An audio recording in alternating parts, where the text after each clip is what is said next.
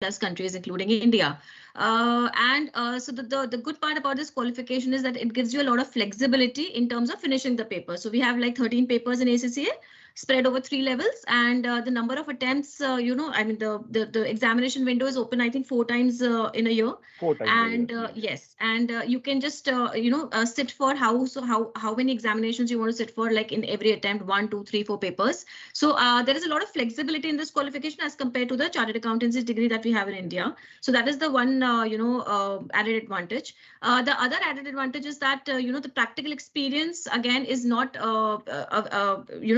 required to be done only under a chartered accountant. It can be done in any industry, under any organization, and in any profile. Obviously, you have to comply with the certain PAR requirements. Yes, I think Paresh is also here in the room. Hi, So, Paresh. Hello. Hi, guys. Sorry, I just thought that, I would add up some more thought process from a student angle. Okay. And rather than just thinking from the technical aspects, because yes, you guys come from, high-end professional bodies talking in that sense.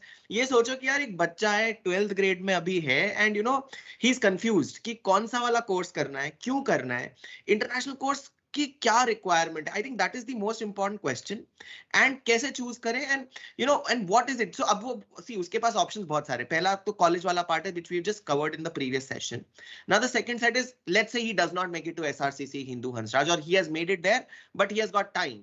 So what is the strategy as per both of you guys to start thinking कि यार ये add on करो, integrate करके करो या non integrate करके करो college के साथ में, and what should be the strategy for this kind of a student. CA क्यों नहीं करना है, या सीए करना चाहिए, या सीएस कर ले, या सीएम, तो कौन सा वाला चूज करना है, सीएमए ही क्यों करना है या एसीसीए क्यों करना है. Help them with that selection process. That is my biggest question to all three of you, frankly. Help the students to select the right choices and where and how to do this, and that's about it. Shall I start, Paresh? If that's yes, okay? please go ahead. Please go ahead. Because the question is for all three of us, so I thought I'll just ask you before that. So, Paresh, the confusion is always going to be there. Even we still have confusion when we think about something. So at the end of the day, yeah, the confusion is a lifelong process, Sure. and I think it is something that you have to think within yourself as well. I would recommend that whatever qualification you take, I'm not naming one or I'm not naming the other one. Whatever qualification you take, I would recommend the person or the student, if actually is serious about the qualification, should go through the qualification content and the syllabus first. They have to visualize what that qualification will look like when they pursue it and what they are going to made out of it when they are going to finish it. And I'm sure that in these times, you have a lot of access to various resources in terms of online resources as well as offline resources. So it's never a bad idea to talk to someone. It's never a bad idea to speak to your mentors or your teachers. But I think the qualification that is going to help you understand and see shaping, yourself shaping your future is the most important, irrespective of the name of the brand that you are choosing. The only thing that I would suggest is look for your interest, because otherwise the confusion is always going to be there. If you don't understand your interest, there's always going to be a confusion. So confusion is not among choosing the qualifications or choosing the career that you have. Confusion is all about understanding what you actually want for yourself. And that is the confusion. And it's not about the qualifications. There's always going to be a lot of qualifications. Yeah. Got it. Vineet, what's your take? Are you there? Your screen seems... Yes. I'm there. Can you hear me? See, वो परेश सबसे essential चीज़ बच्चों को मैं यही बोलूँगा यार, पहले तो ना at least plan a goal, जाना कहाँ है. सबसे essential चीज़ है where you want to see yourself 5 साल में करते. I think you're 12th right now and you're right now very very confusing stage. मैं कभी बच्चों से graduate में MBA से पूछता हूँ what do you see yourself in 2 years 3 years, कहाँ देखते हो अपने आप को, तो वहाँ confusion आता है. This is nothing unusual. This is nothing unusual, so which is there. Confusion would be there. But what I always urge students कि यार देखो थोड़ा सा at least goal post बनाओ कि where you see ग्रेजुएशन कहाँ से करना है और आगे मास्टर्स कहाँ से करना है, कौन से प्रोफेशनल कोर्स ऐड करना है, where you see what kind of role you see yourself. Like roles and responsibility are changing in real time. Every day new jobs are coming. My boys are saying कि भाई मुझे तो footballer बनना है, and now I'm saying like oh my god, now they wanted to become a footballer. I should look for an academies where they are good academies, and now they're saying I wanted to represent like a country for a bigger fame. When I'm seeing that India में 2036 में India is bidding for Olympic, I see there's a career there. So what I wanted to ensure that at least जो भी बनना है तो goal post हो, at least this is the direction should be there, this is मतलब that's what I always feel. Plan yourself, plan a goal post, and then read a content, read the subject which are essential for you. That's what I'll add for it. Thanks. मुझे पूजा बहुत clear, तुम mentor हो, ठीक है, you teach both the courses, and fact you know about, you are a CA yourself, you are a PhD, you have been teaching. मुझे ना इन courses की बुराई करके दिखाओ. I want you to do. And let these guys correct if at all we are going wrong, because कोई भी course perfect नहीं है. And in fact, let's discuss and give that clarity to students कि यार CA में भी क्या गड़बड़ है, क्या अच्छा है, एसीसी में क्या अच्छा है, क्या गलत है, सीएमए में क्या अच्छा है, कौन सा वाला. सीएमए भी इंडिया का ऑप्शन है, यूएस का ऑप्शन है, यूके का सीएमए भी है, सीआईएमए भी है. तो ये क्या, you know, how to, what are the decision points for students, and इनके बुरे और अच्छे aspects. I want you to summarize very quickly for me. Okay. So like I'm a chartered accountant. I've been a first attempt chartered accountant. So I think I'll start with CA first. So like I think so the only problem I would say, not burai, but the only problem which I see in this qualification is it is too stringent in terms of completing the qualification. So if I say, like, for example, the entry is very easy, the foundation of the first level is quite easy, but as you go up the qualification, go higher in the qualification, because of the grouping system, I think many students are not able to finish the qualification, because if you fail in one paper, you have to repeat the entire group again. So I think that you know that stringent thing about this about the examinations makes it very difficult for the students to complete the qualification. The second part is निकलना मुश्किल. Yes. So the second part is it's not. I feel the qualification is not very much pro in terms of application of the concepts. So yes, the chartered accountancy degree, they do teach you the concepts, but where the application part is involved, like this is the part which I like about the international courses very much, because they do a lot of case study based solving. So the qualification automatically becomes very interesting for the students to study, because you know you are solving real life real life problems. You're answering the real life situations, and you're finding a strategy around it. So automatically, when you're studying the qualification, it becomes very interesting to study because you're applying the logics and the concepts what you're studying in the books. So that is the second part, you know, which I think CA lacks a lot, and where the student starts falling and dropping from the qualification because he starts losing the interest. So these are the two major problems that I see with chartered accountancy. And now coming to ACCA. So ACCA again, you know, if I talk about the problem with ACCA qualification, I think one problem is that it does not give the student the signing rights in India. So with ACCA, you do have the options to work across the globe and in India and outside India. The only problem with ACCA is that you don't get the auditor signing right in India. So you can't sign because the Indian CA is already present in the country. So they don't allow the international ACCA or the international CAs to sign the audit report. So if you typically want to go into the practice, onto the practice side, then probably Indian CA is more relevant for you. But if you are open to take up a job opportunity anywhere across the globe, then ACCA makes more sense for you. So that is the problem that I see in ACCA. CMA again, because it is more management accounting focused, and you know, the domain is very specific. The diversity in terms of you know, the expertise is not as much, because it's entirely focused towards costing, towards management accounting, towards FP&A. So the opportunities in the country are not as much as compared to, you know, ACCA. Maybe and they are not CA. as popular as the other. As popular. मुझे लगता है कि marketing efforts में और knowledge effort में लोगों को पता ही नहीं है कि सीएमए यूएसए की इतनी अच्छी क्वालिफिकेशन है जो एग्जिस्ट करती है, बट लोगों को पता नहीं है. So that's probably something, and that's with the school students, so they are absolutely unaware about CMA, although it's a very good qualification. And as Vineet mentioned, that there are so many opportunities, you know, with Wipro and TCS and Genpact and everything, but it is still people are still not aware about this qualification. So that's because the popularity part is missing in CMA. But so that is the thing. Although it's a quick qualification, and you know, there are just 2 levels and you can do it very quickly and be a professional.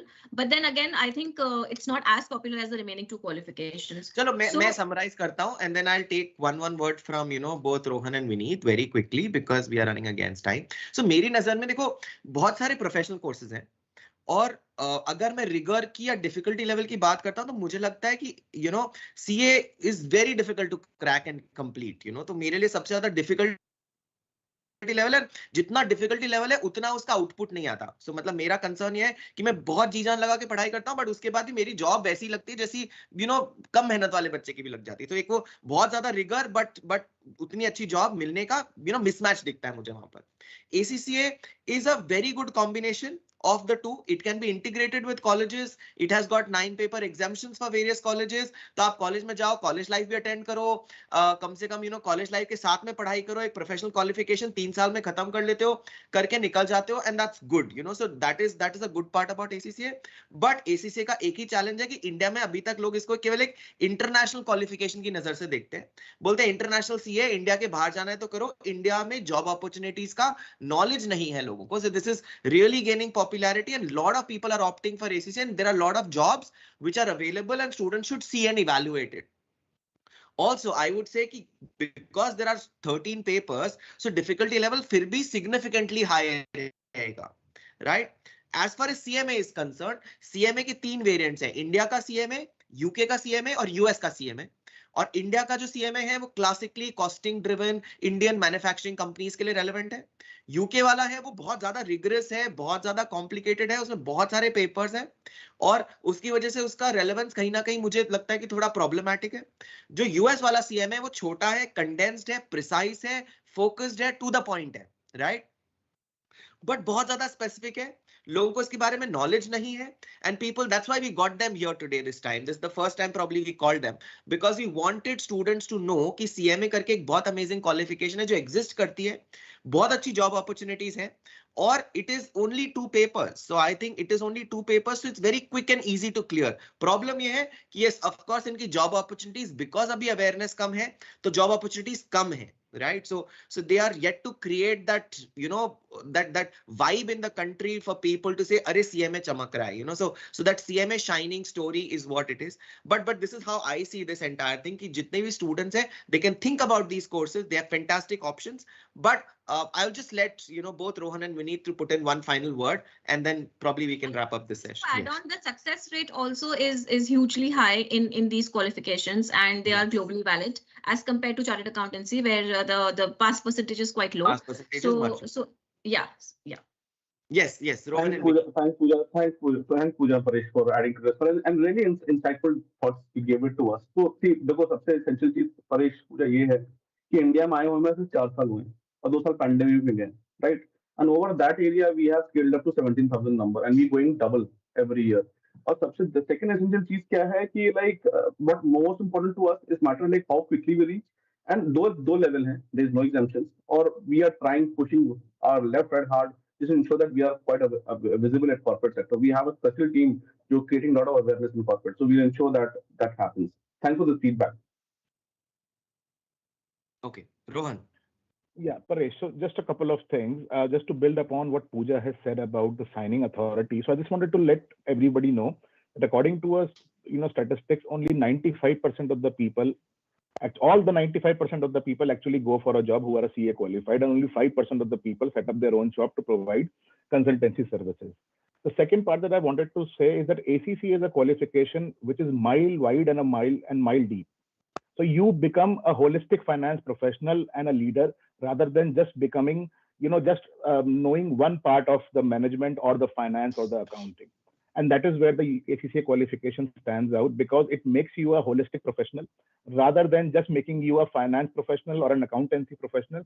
It gives you competencies and credibilities which no other qualification can give, because every paper of ours is a competency. So if you pass one paper, you get a competency. We are also leading the IFRS piece. So IFRS is taken up by India in the form of Ind AS in 2016. But we are teaching IFRS since 1996, and we are a part of the body who created IFRS. So it's something that ACCA is doing for not only for the India or for the world, we are doing global benefit. And we are making sure that every person should be approachable to a qualification should be available. I mentioned about institutions where you can study finance professional rather than just learning few things. I would recommend that you do a complete professional qualification, which is of your choice. I mean, I'm not saying only ACCA is available, but ACCA is definitely, above the rest because of the pass rate, the flexibility, and the ease of taking the exams.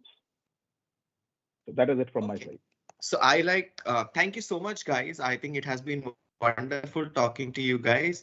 I have already put in one helpline number from our side, which we offer to the students. If you guys also want to put in some things or some connections or some links that you think are required for anybody, you can just put it in the chat box here so that students can, read and reach out and understand and know more about these courses because it's going to be important. So this is all. I think because we already ran out of time actually.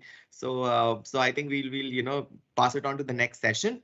But thank you so much, and please share your contacts or whatever contact details that you want to put in the chat box so that students can reach out specifically and know more about these courses. Sure. Thank you. All right. Over to Manisha and yeah, Suyash. thanks, Rohan. Thank you, everyone. Bye. Thank you. Thank you. Bye. Thank you. Bye. Bye-bye. Well, what an insightful and a deep conversation it was. Moving on to our next session of entrepreneurship, we have Ms. Arushi Bakshi, master's graduate from London Business School and an engineer from National Institute of Technology with more than 8 years of work experience.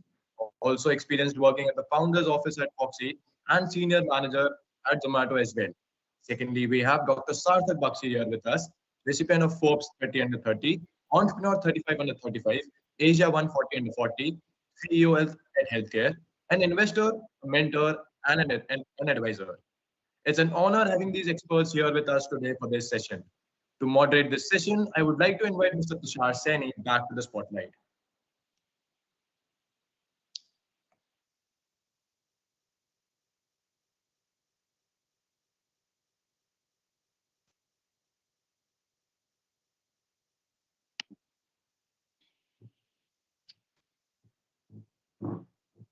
Hi Arushi, hi Sarthak. How are you guys?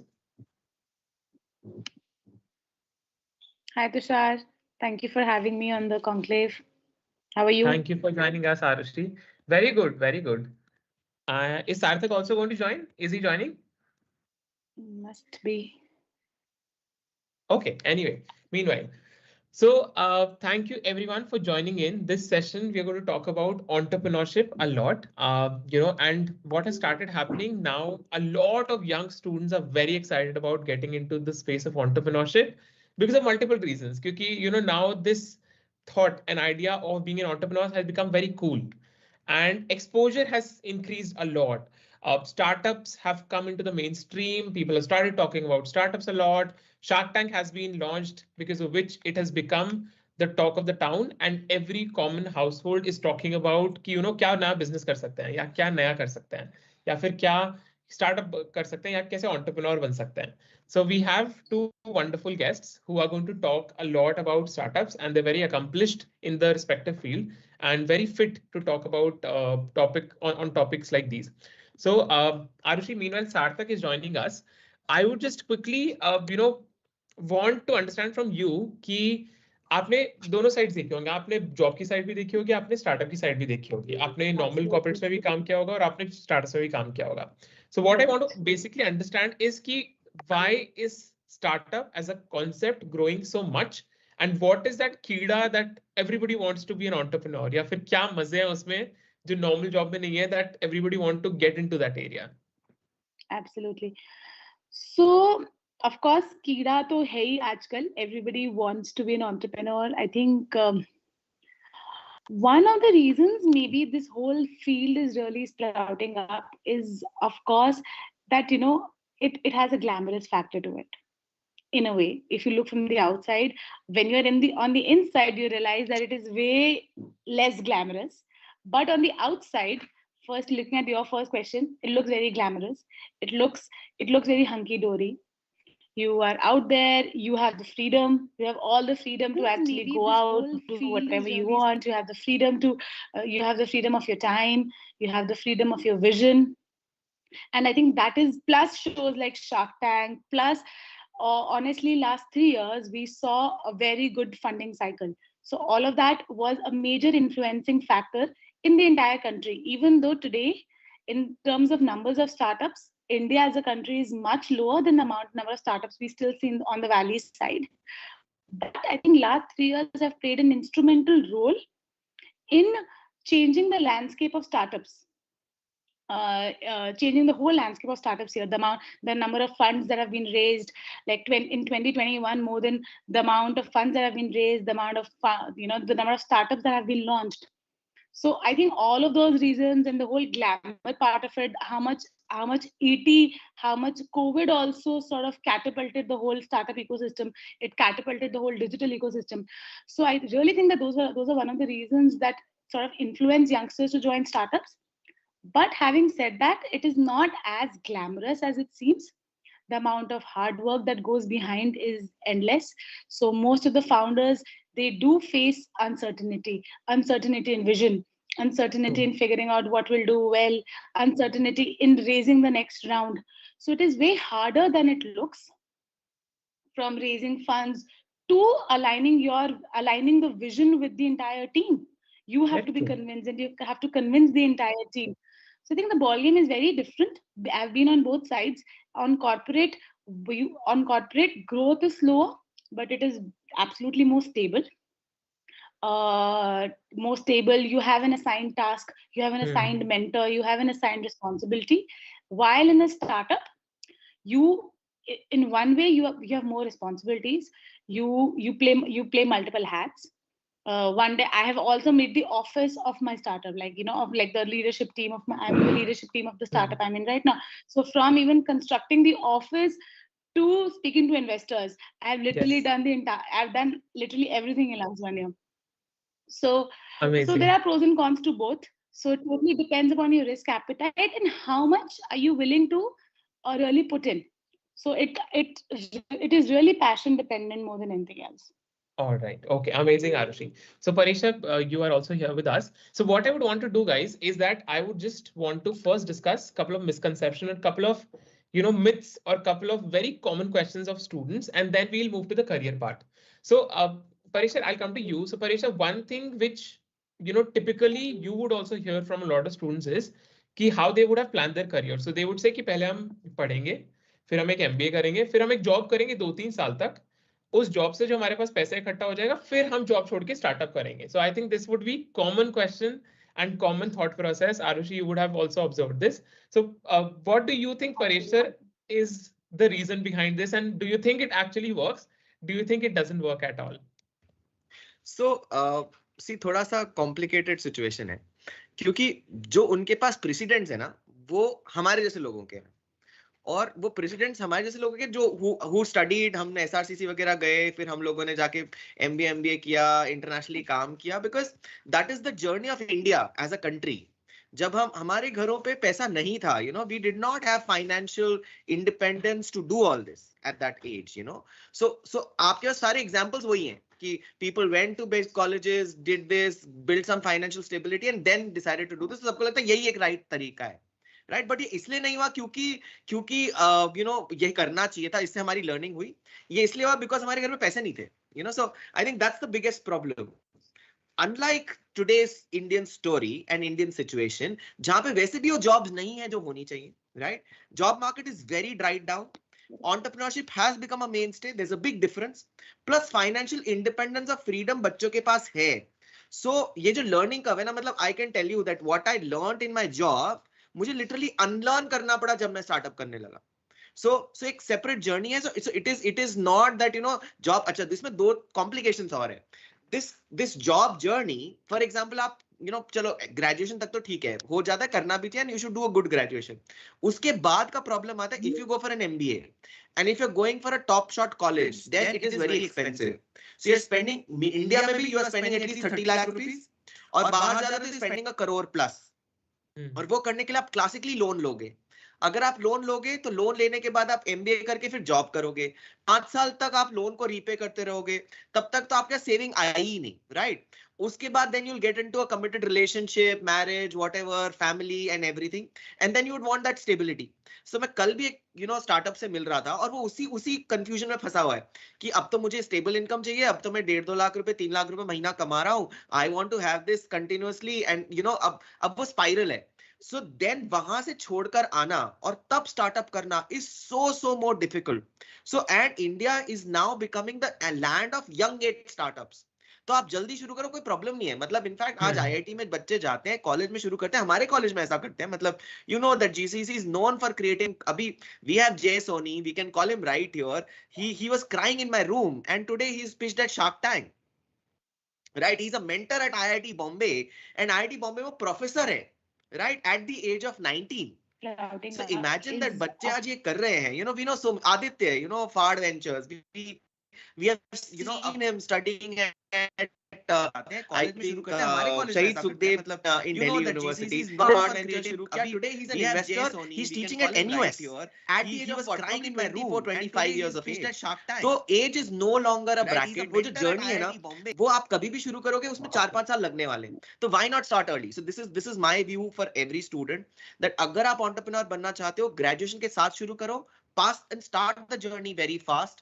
Get on to doing something very quickly, and then उसके साथ में do practical learning. किसी startup के पास जाके internship करो, किसी से जाके सीखो, ideas पे work करो, because this is very practical. तो जितना practical learning सीखोगे, fail होने में अभी तुम्हें कोई कुछ बोलेगा नहीं. तुम कॉलेज में पढ़ रहे हो, fail हो गए तो क्या फर्क पड़ेगा? You know, people will say अच्छा startup किया, fail हो गए, मम्मी पापा भी कुछ नहीं बोलने वाले.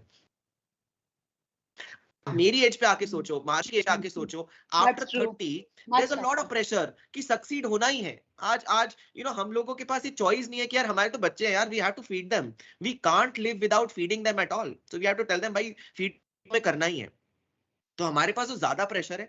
तो आप जितनी जल्दी शुरू करोगे, I think it is way better to start this. और वो इंडियन इकोनॉमिक ग्रोथ का पार्ट है. वर्ल्ड में भी India is 10 years behind US very classically.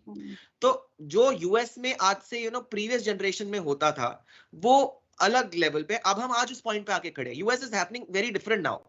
So US is a different stage, but US में जो 10 साल पहले सब सारे young startups थे, सब कॉलेज के डॉर्म्स में जाकर उन्होंने startups बनाए. So this is where India should be now, and that's exactly what students should plan. Please don't go by the story of पहले work करोगे और जो आप ऑफिस में सीखोगे वो 90% times relevant ही नहीं होगा. You know, कुछ और ही स्टोरी है. वहां पे आपको you know slavery करना सिखाते हैं, यहाँ पे आपको बॉस बनना सीखना पड़ता है. So I think there are two different worlds altogether. All right, very well put, Paresh sir. So the point. I think very rightly said. Yes, Arushi, please. I'm saying very rightly said by Paresh. I'm saying very rightly put by Paresh. Post 30, the kind of responsibilities you have, it is very difficult to take the plunge. When you're 21, 22, your parents are there. You have a back. You have a support, and so I think that is I think very well put by Paresh.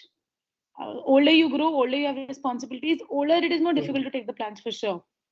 Very true. So one thing which Paresh mentioned at the end, I would want to pick that up.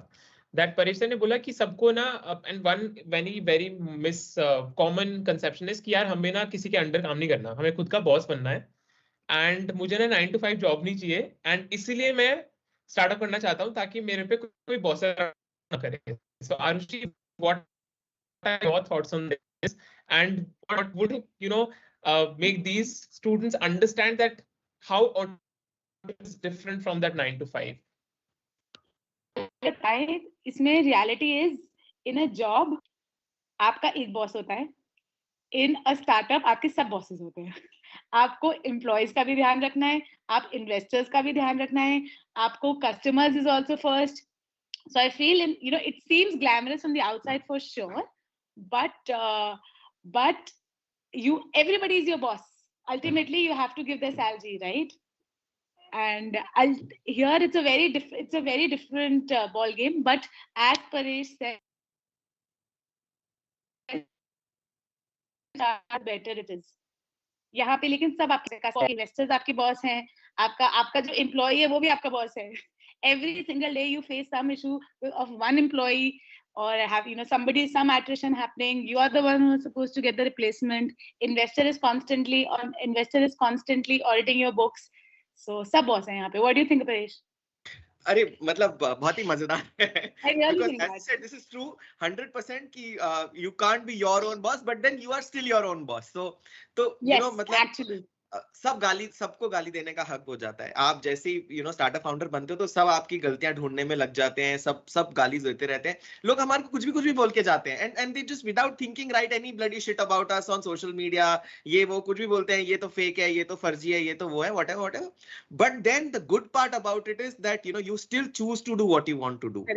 सब boss है और नहीं भी है, सो दोनों side of story है कि there is a day on a Wednesday morning, सुबह अगर मेरा मन लेजी होने का है तो मैं उस दिन सुबह चूज करता हूं आज मैं ड्राइव पे जा रहा हूं, फैमिली को लेकर के पिक बनेगी तो मनेगी। एंड दैट इज संडे को भी काम करना है, तब आपको काम करना भी है तो करना है, there तो is मतलब like आज there संडे is को no काम करना है तो distinction काम करना between weekend and weekdays. Yes, so you're 24/7 and then you are so and in fact मेरे पास लोग बहुत सारे क्वेश्चन पूछते हैं वर्क लाइफ बैलेंस वाला, और मुझे लगता है जब आप एंटरप्रेन्योर बन जाते हो ना तो there is nothing like a balance. It is life, it is part of life, it is part of you. तो वर्क हमारी जिंदगी का केवल एक पार्ट है, जैसे रहना, खाना, पीना, सोना, recreation, partying, everything is part of life. Business is also part of life.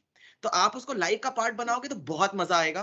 अगर आप उसको अलग करोगे, अरे ये मेरा बिजनेस आवर है, ये मेरा ये वाला आवर है, और उसको स्प्लिट करोगे तो आप पूरी तरह से बोर हो जाओगे, आपसे नहीं होगा, and it is going to be a crazy stupid idea then. All right. Amazing. So now moving to the career side. Breathe it. I think there's some lag in when I'm saying. So let's do one thing because we don't have a lot of time left. So let's now move to the career side. कि अब उनको पता चल गया what are the thought processes that are going wrong, or what is the thought process that they have to think about. Now let's move to the career side, wherein we can give them some advice, suggestions, and recommendations as to how should they put their career if they want to be an entrepreneur.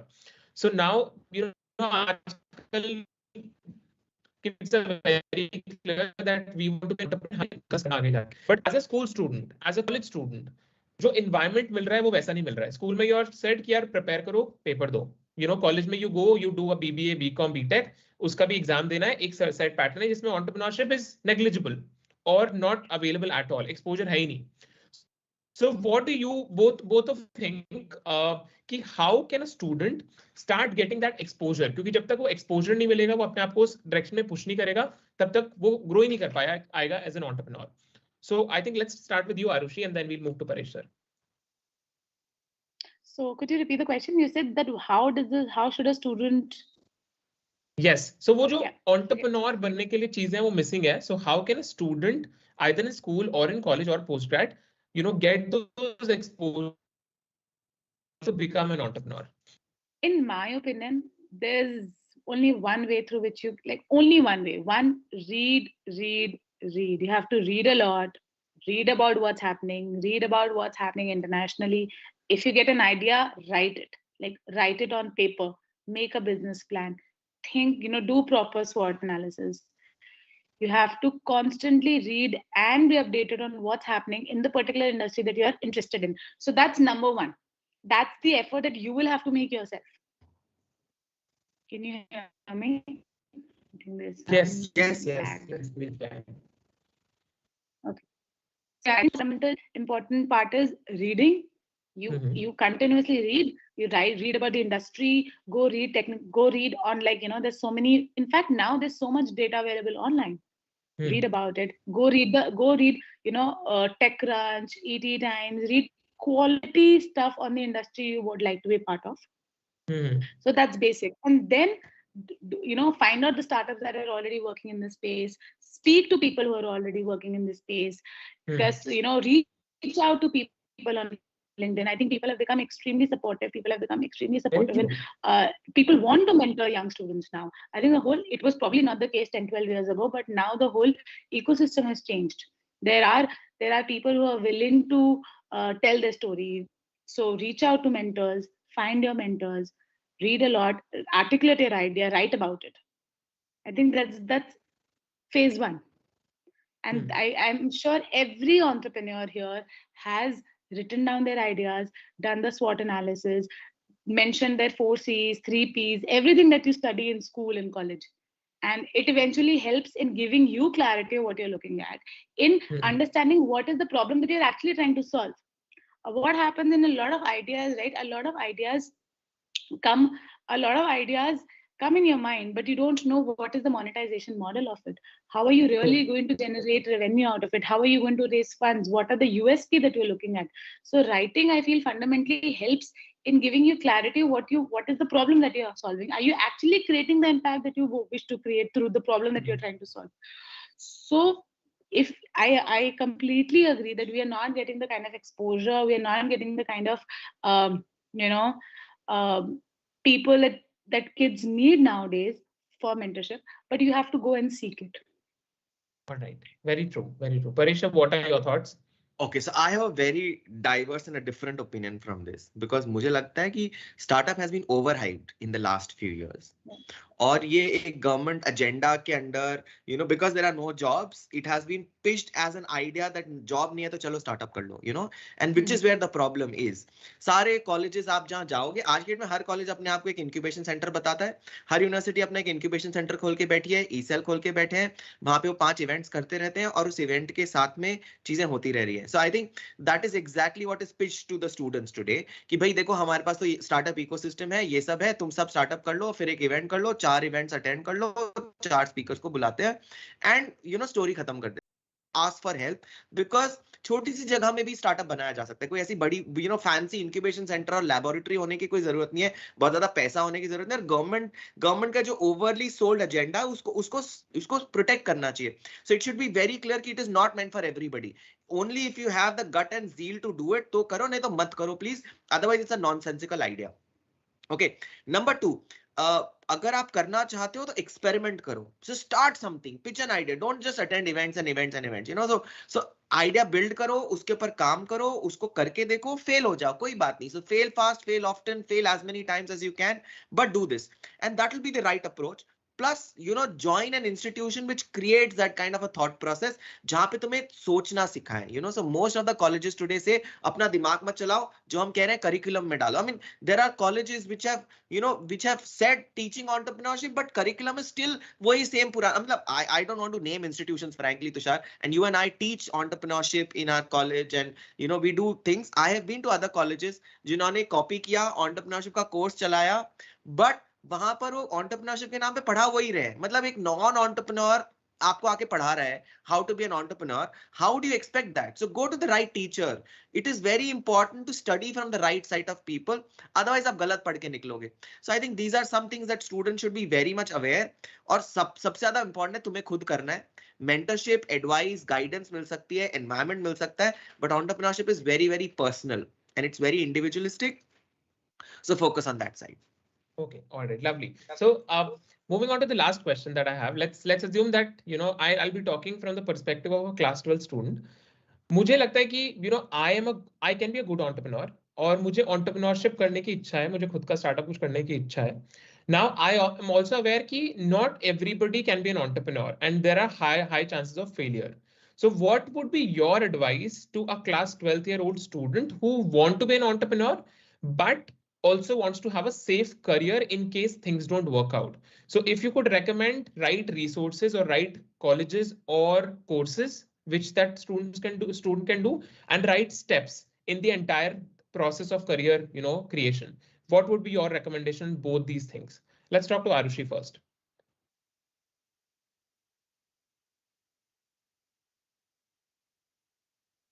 Arushi, muted, can't Arushi. hear you. You are on mute. So very much what Paresh also said pehle, you have to ultimately try, right? So finding the right mentor, finding the right institute here matters, because you're in class 12th right now. And if you think that entrepreneurship is the right path for you, I don't think except for trying, you can really figure out whether you're good at it or not. And if you have the right idea, the right institution, you can't fail. Because ultimately you have to you have to go with a mindset of persistence. You have to go with the mindset that it's going to take a few years before you really, you know, make it. So I think the right institution, the right mentor is what you have to seek. All right. Okay. Parisha, what do you think? So I think the idea is there are two things. Okay, one is ठीक है मैं entrepreneur बनना चाहता हूँ, but it comes with a lot of risk. So मेरी तरफ से suggestion होगा कि please also focus on some core skill additionally to actually have a backup plan. तो ये जो फॉलो योर पैशन वाली स्टोरी जो हमारे कंट्री में सेल करी जा रही है थोड़ा सा गलत हो रहा है, बिकॉज उससे ना ultimately what happens is I have seen, because we run this program, so we realise that 3 साल के बाद बच्चा आके बोलता है नहीं मुझे तो स्टार्टअप करना ही नहीं है.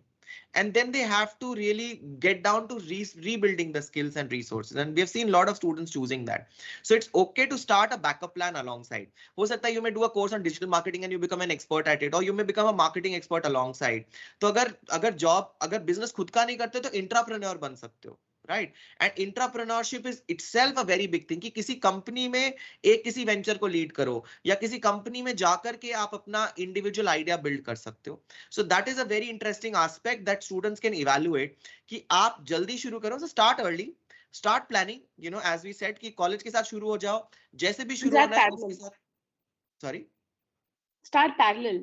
हाँ, so start parallel और साथ में core competence build करो. So you know, have let's say a finance course or a marketing course or a business course or whatever, and have a second course of action. जैसे I suggest usually people कि graduation में करने का यही फायदा है. अगर नहीं चला तो यार you have an MBA का option. So you can always go for a masters. MBA करने के बाद there is no return path. तब फिर आप वापस नहीं आ सकते हो, बट इधर आपके पास स्विच करने के ऑल्टरनेटिव्स अभी हैं. So my answer to all the students is कि यार करो अभी करके और फिर यू नो स्विच मार लो. सो यू नो नहीं चल रहा है, चलो यार एमबीए करते हैं फिर वापस सोचेंगे. So I at least know what is good and bad about it.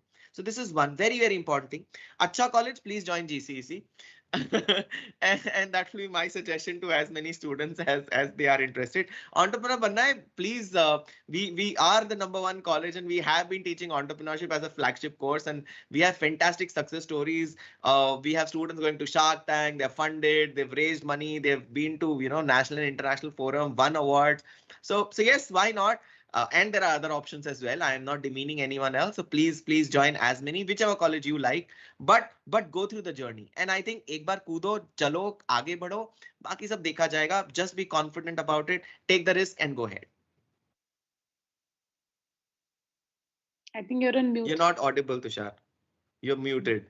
Very, very well put, Arushi and Paresh sir. So I'll just quickly summarize what you have discussed.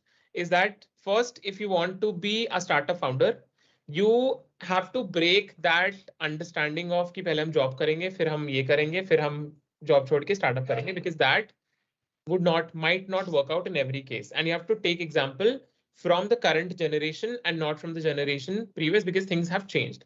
Secondly, you have to have a lot of patience, because you can be up your own boss, but you are also bossed around by a lot of other people. So there is freedom, but that freedom has to be used in a precise manner. And it's a long-term journey. Therefore, the results might take some time. With respect to the career planning, you have to start exposing yourself to the right mentors. You have to start getting into the right structure with respect to evaluating ideas, with respect to evaluating startups, etc., and join a course or join a college which would give you an exposure of entrepreneurship, but also would give you a backing with respect to a right qualification, so that if things don't work out, you can depend on that qualification for evaluating careers in the future. So I think this is what the students can extract from this session. It was lovely to have you, Arushi. It was lovely to have you, Paresh sir. And thank you so much for spending your time with the students today. Thank you, guys. Thank you so much. Thanks a lot. It was lovely. Thank you. Thank you. Having been enlightened by you, thank you very much. Next in line, we have an interesting field for the discussion, which is law, finance, and sustainability. The speakers for this session are Mr. Nikhil Gupta. He is a founder and CEO at Punji Vidya and Do Good Ventures, an investment banker, an actuarial analyst, and a CFA as well, with clearing all levels in their first attempt. Mr. Ashu Gupta. He is a co-founder at Design to Occupancy LLP, a mechanical engineer, having more than 10 years of experience in the field, and he has trained around 7,000 plus architects, engineers, consultants, and government officials about energy conservation building code. Next, we have Mr. Navneet Rajpurohit here with us, founder at LawPrap, a CLAT mentor, ex-member RSFC, Government of Rajasthan, state co-convener, BJP professional calls. And I would like to call Mr. Paresh Gupta back here to moderate this session.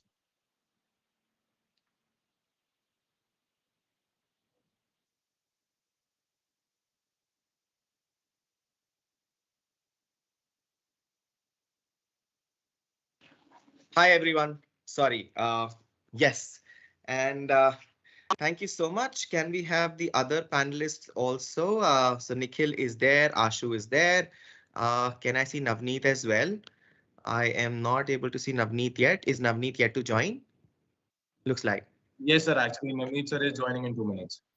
All right. So I will start with Ashu and Nikhil, and I will, so this is something which we are doing for the first time in Commerce Clave. We have not done this before, is to have somebody from sustainability, right? And this is again something which we felt is very, very important for students to understand. That sustainability is also a career choice. And there are multiple careers available in sustainability.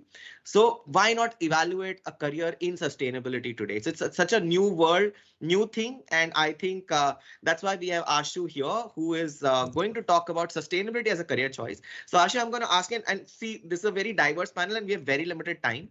So I'm going to probably just ask 2 questions each, but, very specific, pinpointed, be very, very, picky on the time that we have. So give me, Ashu, I want to understand. कि careers क्या है मतलब if I want to think about sustainability as a career choice, yeah, I'm governed by climate change and sustainability goals and UN के सारे goals है, so career भी है क्या मतलब I thought it was just like a way of life कि बस ठीक है हमें life बदलनी है, इसमें careers के options कहाँ पे है और कब से शुरू करना चाहिए, that is one very big question for all students from my side. Perfect. Thank you, Paresh, for inviting me, first of all, I think, on this gathering. So, guys, just want to tell you, everyone, that because sustainability, I'm a mechanical engineer by academic qualification. When I graduated, everyone think after engineering, people has to do in the automobile engineering. But I entered in the field of sustainability on the green building, which might be most of you have not heard about it. So this sector, because of the climate change, everyone is aware that climate is changing. Entire world is talking about a lot of COP conferences happening. So most of the students are fighting for that. I think you can see in other countries like in Europe, a lot of politics are changing because of the climate change. So in next, and this is a report by the UNFCCC, which is the United Nations Federation Climate Change Council. This says by 2070, if we doing our resources in this way, what we are doing, the temperature of outside will be rising 4.5 degrees centigrade. And you can imagine that if the temperature is increasing, the glaciers will be melting, the water sea level will be high on that. So a lot of crises we will face in upcoming years, and that is actually the future generation is in dark. So people has to understand how can we solve or how can we reduce this problem of the climate crisis. This can be done by the reduction of carbon emission. Now the Paresh question comes, is this an area just a reduction in carbon emission? Is there any career in that? Absolutely. Whatever, wherever you go or whatever you wear, like if you wear a jacket or if you're wearing a jeans, that consumes a lot of water, a lot of energy, and that impacts the carbon emission. And sustainability in every manner. Sustainability is like a habit for the person. I have seen that like if you choose a course like an architect, you go to as an architecture college. After architecture, what you will do? You create a design or create a building, but are they building sustainable? That is something we are not hearing in our curriculum. So that is the reason as an architect also you need to understand how you make sustainable building. If you choose any electrical, mechanical, civil, IT, any kind of engineering sense, everywhere you will find that whatever the equipment you are manufacturing or whatever the software you are developing, what email you are writing, everything is carbon emission. So we need to understand how can we make sustainable living approach. So this is something as a mechanical engineer I entered. I know in our houses, in our entire building, air conditioning is consuming 65% of energy consumption. And 1 kWh of energy consumption is equivalent to 900 gram of carbon emission. And that's a huge opportunity, Paresh, because our Prime Minister has taken a goal by 2070 should be a carbon neutral India.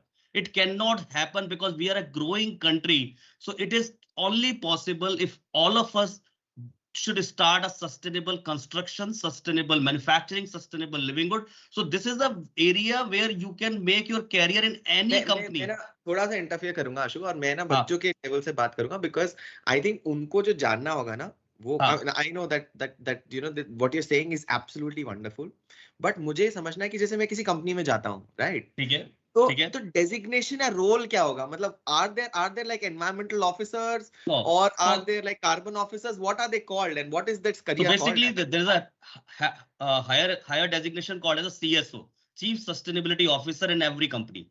There's a क्या बात कर रहे CSO हो? in Is every this like a Chief mandatory Sustainability. thing in all companies It's now? like a mandatory thing now these days, because for all the listed companies who are listed on the Sensex or on the BSE or somewhere, they have to mandate the report should be published as a ESG reporting. That is called environmental social governance reporting. And that person is responsible at a CSO of that company. The Chief Sustainability Officer should look. And so the lot of people under his banner or under his team comes up as a sustainability expert, as an environmental expert, as a legal, as a law expert, also just ESG compliances expert. So this is all the PWs, all the big fours, PwC, Deloitte, KPMG, they are requiring the ESG expert in their companies. So this is something I think very few courses in the world who are doing that. But the people, if the student take an opportunity कि उनको ये course करते हैं, lot of opportunities, because green jobs is the market right now. If you talk about it, by 2030, a lot of green jobs are coming up. Okay, wonderful. And normally qualification क्या होती है? Is there like a course on sustainability or what is it like? या फिर अभी सब कुछ भी चल रहा है? नहीं, अभी क्या होता है कि अभी डेडिकेटली कुछ कोर्सेज नहीं है. Sometimes the people do the bachelor's in sustainability, and अभी master's sustainability आ गया, master's in environment है. Similarly, in BTech in energy engineering also one of the course which the people do.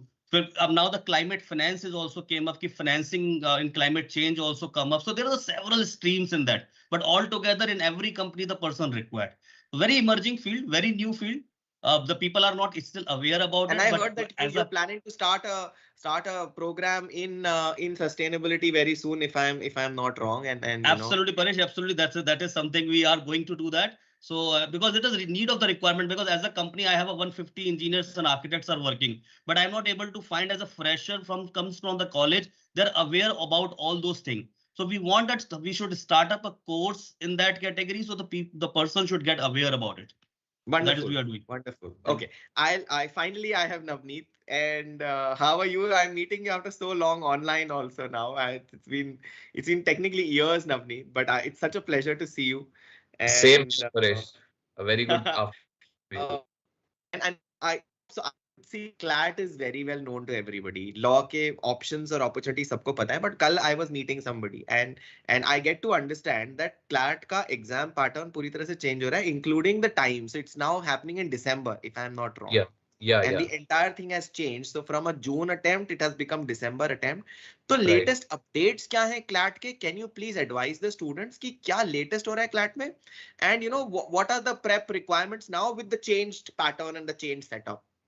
Okay, so first of all, thanks for inviting me as a guest here, and kudos to you and your effort that every year you take so much pain for the students and to update them with all the career options. Hats off to you and your efforts.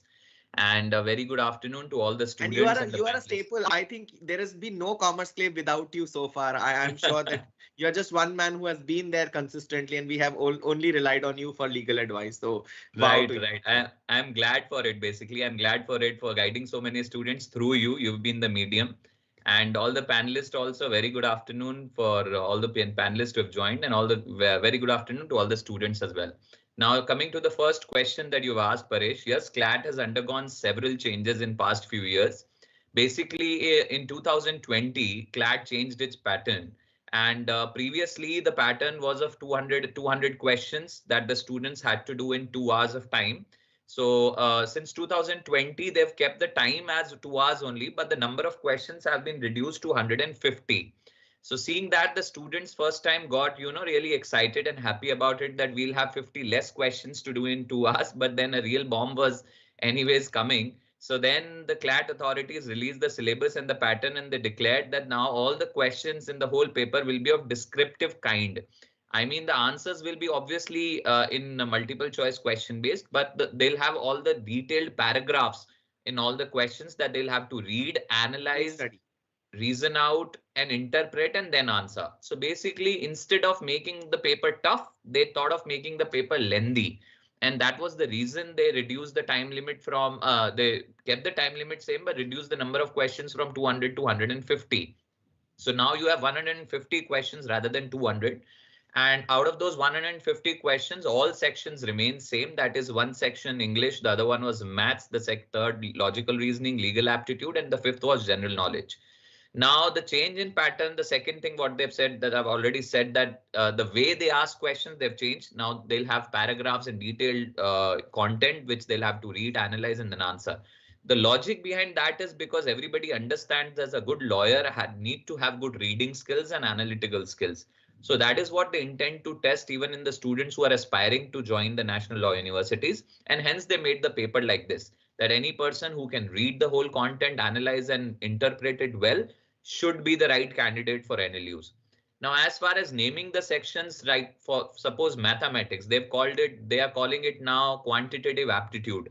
So basically quantitative aptitude, now what do they do? Instead of asking direct questions on percentage, time, speed, distance, now they give you data in the form of graphs, diagrams. So you have to extract data from that, put out the formulas, the same formulas that you used to apply before, and answer the question. So basically content remains like the syllabus remains the same, but the way they ask questions has changed. It takes a little more time to read those questions, to analyze the data, and then put the same formulas which they used to put before. Same happened in logical reasoning. Like I'll take another example of logical reasoning. Previously, students used to get questions on series, coding, decoding, and all those, straight questions. Now they get paragraphs even in reasoning, which they have to analyze and then answer, like inferences, course of actions, all those which statement strengthens the above argument. And so basically we call it verbal reasoning. So that is inclined more now in CLAT. So I think these are few changes. So any person who wants to now crack CLAT needs to have a good change. I mean, the December, June story. Can you please explain and tell the strategy now? When should they start studying 11th grade, 12th grade? Because with December attempt, agar aap 11th se padhna nahi shuru karoge, then you will not crack it in 12th grade actually. Right. So, exactly. So can you advise on that piece also, please? Okay, so basically now the reason why CLAT has prepondered it from May to December is that always, the May attempt was a little disadvantageous for people who were appearing in 12th class, because by the time they would finish their boards, it will be March end or April first week, and they would be left only with 1 month's time to write CLAT in May. So that is the reason CLAT has prepondered it to December, so that people who are in their 12th class are a little bit not so panicky in the month of December, because their boards are still 4-5 months away. So they are in relaxed mind. They can write the exam well. That's the reason why they've put it in December. And however, the session of National Law University still begins in May, June. Let me clear that. So they have not prepondered their schedule. So they'll conduct the exam now. The counseling will go on for 1 month or so, and then you will get your admissions. You write your boards exam and then you join NLUs right in the same time as May, June. Now, as far as the preparation strategy is concerned, obviously, this is one fact that if somebody thought of joining for CLAT preparation or maybe preparations, like they thought that they'll start from after 11th. So they'll start from June, July. But now I feel that if you start from June, July, when you've entered into 12th, it will be a little late, because you'll be left with only 4-5 months for CLAT exam. Secondly, if you start in 12th class, you are burdened by your 12 boards pressure, because our society is too fanicky about 12 boards. So all the relatives as well. So they all pressurize that students anyways so much कि भाई कुछ करे ना करे तेरे को 12 boards में झंडे गाड़नी है, बाकी तो जीवन में कुछ भी कर ले. ये जो हमारा बहुत बड़ा क्रेज 12 boards और boards से रिलेटेड इंडिया में है, तो उसकी वजह से मुझे लगता है कि it will be very hard for them if they start in 12th class to prepare for CLAT, because they'll have pre-boards as well. So I feel the right time to start CLAT preparation now is actually 11th class, when they've just entered into 11th. They should start so that 1 year they prepare well. And then after they enter into 12, the last 4-5 months, they can coolly revise all the stuff for CLAT, as well as they can prepare for their boards. So right time is yes, starting of 11th. Okay. All right. I will move to Nikhil now. And Nikhil has been a finance person, CFA qualified, KMC, if I'm not wrong, Kirodimal, right? Delhi University. and he has been in the finance domain. He also happens to be a chairman of a bank, and that's how I recall him always. He does a lot of financial deals. He does fundraising for a lot of people, and he's recently got into education, where he's trying to help children to crack careers in finance, because stock market is like so exciting for everybody. और last 10 सालों में 5 सालों में stock markets ने जो return दिया वो किधर भी नहीं दिए हैं, and उसकी पढ़ाई नहीं हो रही है. मतलब at least at undergrad level, not too many people are teaching, stock markets and finance in the right way. CFA करके qualification है जो सब लोग जानते हैं, and that's very popular. But Nikhil, give us more light on what is it that the students can do to get into stock markets early. Should they even get into stock markets early? Graduation pe, undergrad level pe, school level pe, can they do it? What is it that that can be done, and what are the kind of courses that they can opt for if they have to go to finance? So thank you, Parisa, for having me, and a very good afternoon to everyone who's there. So stock market has become, quite an interesting place for everyone, and especially in the past 2 years, a lot of interest has come forward from everyone, right? From, school students to college students and people from, your age, my age, and everyone around us. So stock market has become a very quite an interesting place. But when it comes to, understanding about market and actually learning about market, people have very few places to go forward to. And in fact, some of the people don't even know about the market and they just jump into it. So I think a good way to start about, learning about stock market and learning everything around it can be, people can offer small courses which can actually help them learn about and, get acquainted with the market itself, develop an understanding of it, apply it through, some form of notional capital or dummy capital, learn how to trade, and then actually jump into a market. And especially market has been open for everyone. Like market is right now open to everyone. Even the school students have started trading, and the college students have started trading. So there are certain stock market courses which people can offer. So there are certain NSE courses which people can go for, via which they can learn about it. And even the NSE courses are very well recognized in the industry as well. So if you complete any course, you can even go and have a. Can you name some few courses? I mean, in the passing only, can you name these courses? कुछ course के नाम जो undergrad पे कर सकते हैं after 12th or alongside or whatever. It'll be good knowledge for students. So there's some course on technical analysis which are there, via which students can learn about how to trade in the market. There are courses on fundamental analysis. Students want to go for basically learning about how to pick stocks in the market. What are those names? Can you talk about, let's say, CFP, CMT, and others which are gaining popularity? Yeah, so in terms of those courses, students can go for CFA. As you said, it's a very popular course which helps prepare students for the overall portfolio management point of view. That people can actually learn about that course, and whatever is being actually taught in that course has very high correlation with the actual market scenario as well. So this is one course which we people can do and actually learn about the market, as well as applicate whatever is being there in the whatever they are learning about the market as well.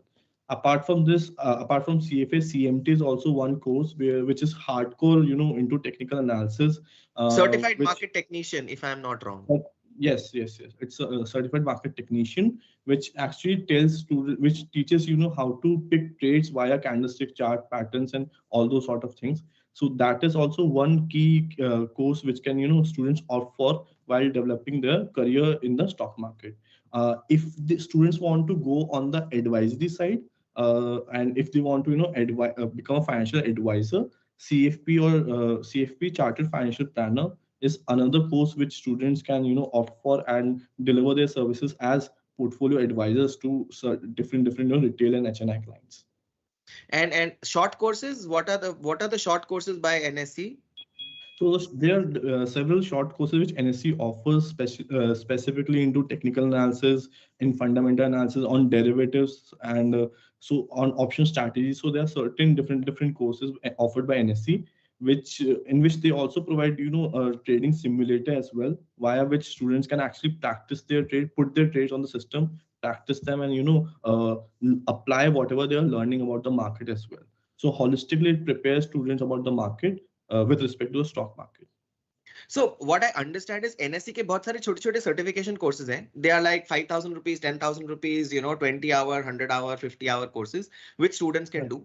Alongside, there are graduations also, which I think you are also involved in planning to set up something on the finance and NSC collaboration with graduation. So I think that is one thing which students can consider. You may want to talk about that as well if you want to.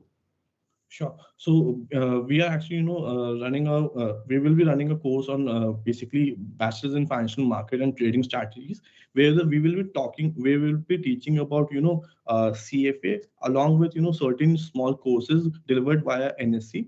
So in that course, students will not only learn about CFA level 1, as well as they will learn different techniques about the market and, methodologies in the market, which will holistically prepare them for a career in stock market. So if there's any student who wants to make a career in stock market, as well as, clear his CFA level 1, so holistically this course will. So what I understand is I will try to, interrupt and then move to Ashu after that, is to tell students that पहली चीज तो ये कि CFA की requirement change हो गई है. So CFA पहले, after graduation होता था, and the first time you could sit for the exam was 3rd year of graduation. Yes. Now it has changed to 2nd year of graduation. So you can actually start preparing from very first year. So first year, if you want to get into finance, you start preparing early and you can sit for a CFA level 1 and level 2 during your college graduation itself, which was not allowed earlier. So this is a very big change which has happened. Also CFA ke exams ki dates bhi change ho gayi. I think it's now twice, 3 times, 4 times. Can you please tell that? Yeah, so for CFA level 1, students can appear 4 times in a year. It's 4 times in a year now. Wow. Yeah. Fantastic. So students can appear now in February, May, August, and November. And for CFA level 2, it's still twice in a year. And in 1.5 years, students can, come up with their CFA charter as well. So the time period of the charter has also reduced. So all those who were not aware of this, CFA has now become a professional qualification alongside graduation, not post-graduation. So that's a very big change, and that's something which students should be aware of. Coming back to you, Ashu, and I think this may be my last question to you, because we are running against time on this. मुझे very quickly ये बताओ, अगर किसी को पहले तो पैसा कितना है sustainability में? So do you think what is the classic salary of a sustainability expert in an organization? So अगर मैं graduation करता हूँ या post grad करता हूँ, sustainability पे काम करता हूँ, तो कितना पैसा मिलेगा? And how do I become one? What are the courses that you say यार इस college में चले जाओ या इस course को कर लो तो तुम्हारा career set है? So these are 2 very simple questions from my side. Right. So I think sustainability में पैसा कितना मिलेगा ये तो of course person to person बहुत depend करता है Paresh, because the sustainability as a field as a like you have to be a knowledge in every mean. Because मैं जितने लोगों को जानता हूँ sustainability में startups की option बहुत है, क्योंकि wealth waste में जहाँ पे भी wastage हो रही है वहाँ पे wealth है. So people has to understand जितना भी आज electric vehicle की बात हो रही है, they are posted on text box also. So sustainability में initial पैसा जो मैं आपको बताऊँ, start from the 6 to 7 lakhs to it talks on the 20-25 lakhs also. Sometimes it depends upon the courses कि आपने क्या course किया है. Like ESG is the one of the biggest after this climate change conference in Egypt. So every country is talking about environmental social governance and they have to mandate comply, because in future you will see very soon, जैसे आप अभी खाना खाते वक्त में ये देखते हैं कैलोरी कितना है इसमें, you will find कि जब आप कोई शूज खरीदेंगे उस पर लिखा आएगा कि इसमें इतना कार्बन इमिशन होता है शूज को बनाने में, एंड तभी वो बिक पाएगा, अदर बिकना मुश्किल है. And this is already the European union and the US come with the law कि आपको उन्हीं कंपनियों के साथ काम करना है जो कार्बन इमिशंस को डिस्क्लोज करती हैं, otherwise they will not able to construct. But problem is this, people are not aware कि कार्बन इमिशन कैलकुलेट कैसे होते हैं. अभी जैसे कि निखिल ने बताया trading for the share market, very soon India is coming up with the carbon trading platform, so you can do your trading on the carbon also. आज किसी ने कार्बन बचाए हैं वो अपने कार्बन प्रोक्योर करे और वो किसी को सेल आउट कर सकता है. This is the industries are going to do, buildings are going to do. So the first question की सैलरी स्टार्ट कैसे होती है, depends person, minimum 6-7 package start from that. The second question, courses कहाँ पर है? So courses में काफी सारे Indian Institute of Sustainability भी है, IIS भी है. There are the several biggest like Xavier is also doing a sustainability in Jamshedpur, इनका business program है. There is a several institute like Devi Ahilya University in Indore. They are doing the master's program in the sustainability. MTech in MNIT also, they have the energy and renewable energy program. So there are the several institute already in the India which do the sustainability, but there are several outside India also which are very, very popular. People go to the US or the UK to do those courses as well. So there are the students, of course, but there are in this sustainability era, not just a full-time 3-year, 4-year degree. There are the several credentials program, like the short courses for the 1 month or 2 months kind of program also are there by the IFA, the like Indian International Finance Institute. World Bank is also doing some training program. They have that program because अभी आने वाले 25 साल में जितनी भी funding India में आएगी, वो 75% funding related to the sustainability होगी. Wow. And that is the World Bank, ADB, because entire climate change action में सभी ने जो $100 billion देना है डेवलपिंग इकोनॉमी को, वो सस्टेनेबिलिटी के नाम पे ही है. तो that's a huge potential in this area. So okay. that's the reason I can tell you is a huge opportunity for the students. Wonderful, wonderful. So I think great. Well, very well answered. I will take this last question from Navneet before wrapping up this session, and then probably so Navneet, one question is already there on the chat, where is how to become a judge. But मुझे ना उससे important एक question और है कि there are a lot of people who are sitting for CLAT examination, and I want you to answer these two questions together, which is that अगर मैं CLAT का एग्जाम देता हूं और मेरा टॉप एनएलयू में नहीं होता है, right? So lot of, and this is my personal opinion also, कि किसी एवरेज मीडियोकर लॉ कॉलेज से लॉ पढ़ के कुछ खास हो नहीं रहा है. And that entire league of lawyers who are doing nothing is not a great option. अगर आप ढंग के बड़े कॉलेज में जा रहे हो तो बहुत अच्छा है. उसके अलावा ऑल्टरनेटिव्स क्या हैं? And when should the student figure out कि यार नहीं, अब ये नहीं करना है, करियर स्विच कर लो, ज्यादा अच्छा ऑप्शन है. So when is that tipping point कि यार ये स्विचिंग पॉइंट आ गया, इतने तक कॉलेज में हो रहा है तो ठीक है, नहीं तो भाई निकल लो यहाँ से, कोई मतलब नहीं है, मेरा इस रैंक के नीचे अगर आ रहा है तो this course is not meant for me. That's number one. And judge और ancillary courses कौन से हैं? So this is connected, that ठीक है ये मेरा main hard stream lawyer नहीं बन पा रहा हूँ, but what are the other things or additional things that I can do in the law stream to become great in that side? So yeah, these two questions. Okay, so basically, Paresh, first of all, being a law mentor myself and a lawyer myself, a law student in my life, I always tell my students that I've kind of married to this subject, law. And also the other two subjects of your session today, sustainability and the stock market thing, which both the panelists were talking about, they are also of my interest. And I was like really keenly listening to both of these people. And I've also studied a lot on these subjects. So coming back to my question. So first of all, I always tell my students that when you opt to write CLAT exam, that is because you want to study law. I am very clear in my concept that I write any exam in my life not because I want to pursue law from NLU Bangalore or NLU Hyderabad. I am of that mentality. If I like studying law and pursuing my career in law, I would write CLAT. Now, obviously, I would want to do it from the best college of the country. So I would try my level best to get into NLU Bangalore and NLU Delhi. But I always tell my students that never lose hope if you don't get the top-notch NLUs or you don't get the top 10, because you were in passion with the subject law. So getting not the desired college should not anyways deviate you from the target of studying this subject law and becoming a lawyer in your life, number one. Secondly, in case like yesterday only, I made a video for all my students and I told them that it is not the student who's made from the institute. I feel it is the institute that is made from the students. So it is you who would make the student, who would make the institute proud. So if in case you don't get into NLU Bangalore, NLU Jodhpur or NLU Kolkata, not even the top 10 NLUs, don't lose your heart. Think that you have the caliber, whichever law college you will go to, you will still make the institute proud. You will take that institute up the ladder in the ranking in the country. You would still have chances to do better in your life. That's first point. Second point, in case you don't get the top NLUs or even not the NLUs at all, you have few private law colleges in the country in the form of Symbiosis Law College Pune, who's almost equivalent ranking to NLUs. You have Jindal Global Law School, Sonipat, Haryana, which is coming up very fabulously. You have Narsi Mohanji Law College. So there are like 6 to 7 private law colleges in the country, which are coming up very nicely. So I would always recommend that if you've opted to write CLAT, take your chances, appear along with 12. In case you don't get a good college, take a drop. It does not matter. Like, I don't know, why do people consider our field as so diminishing that they don't think drop banta hai? Engineering में तो करेंगे 2-2 साल कोटा में IIT के लिए, AIIMS के लिए भी करेंगे, लेकिन हमारे लॉ को थोड़ा ऐसा मानते नहीं, लॉ तो 12 के साथ हो जाए तो ठीक है, नहीं तो फिर ड्रॉप नहीं. क्यों नहीं करना है?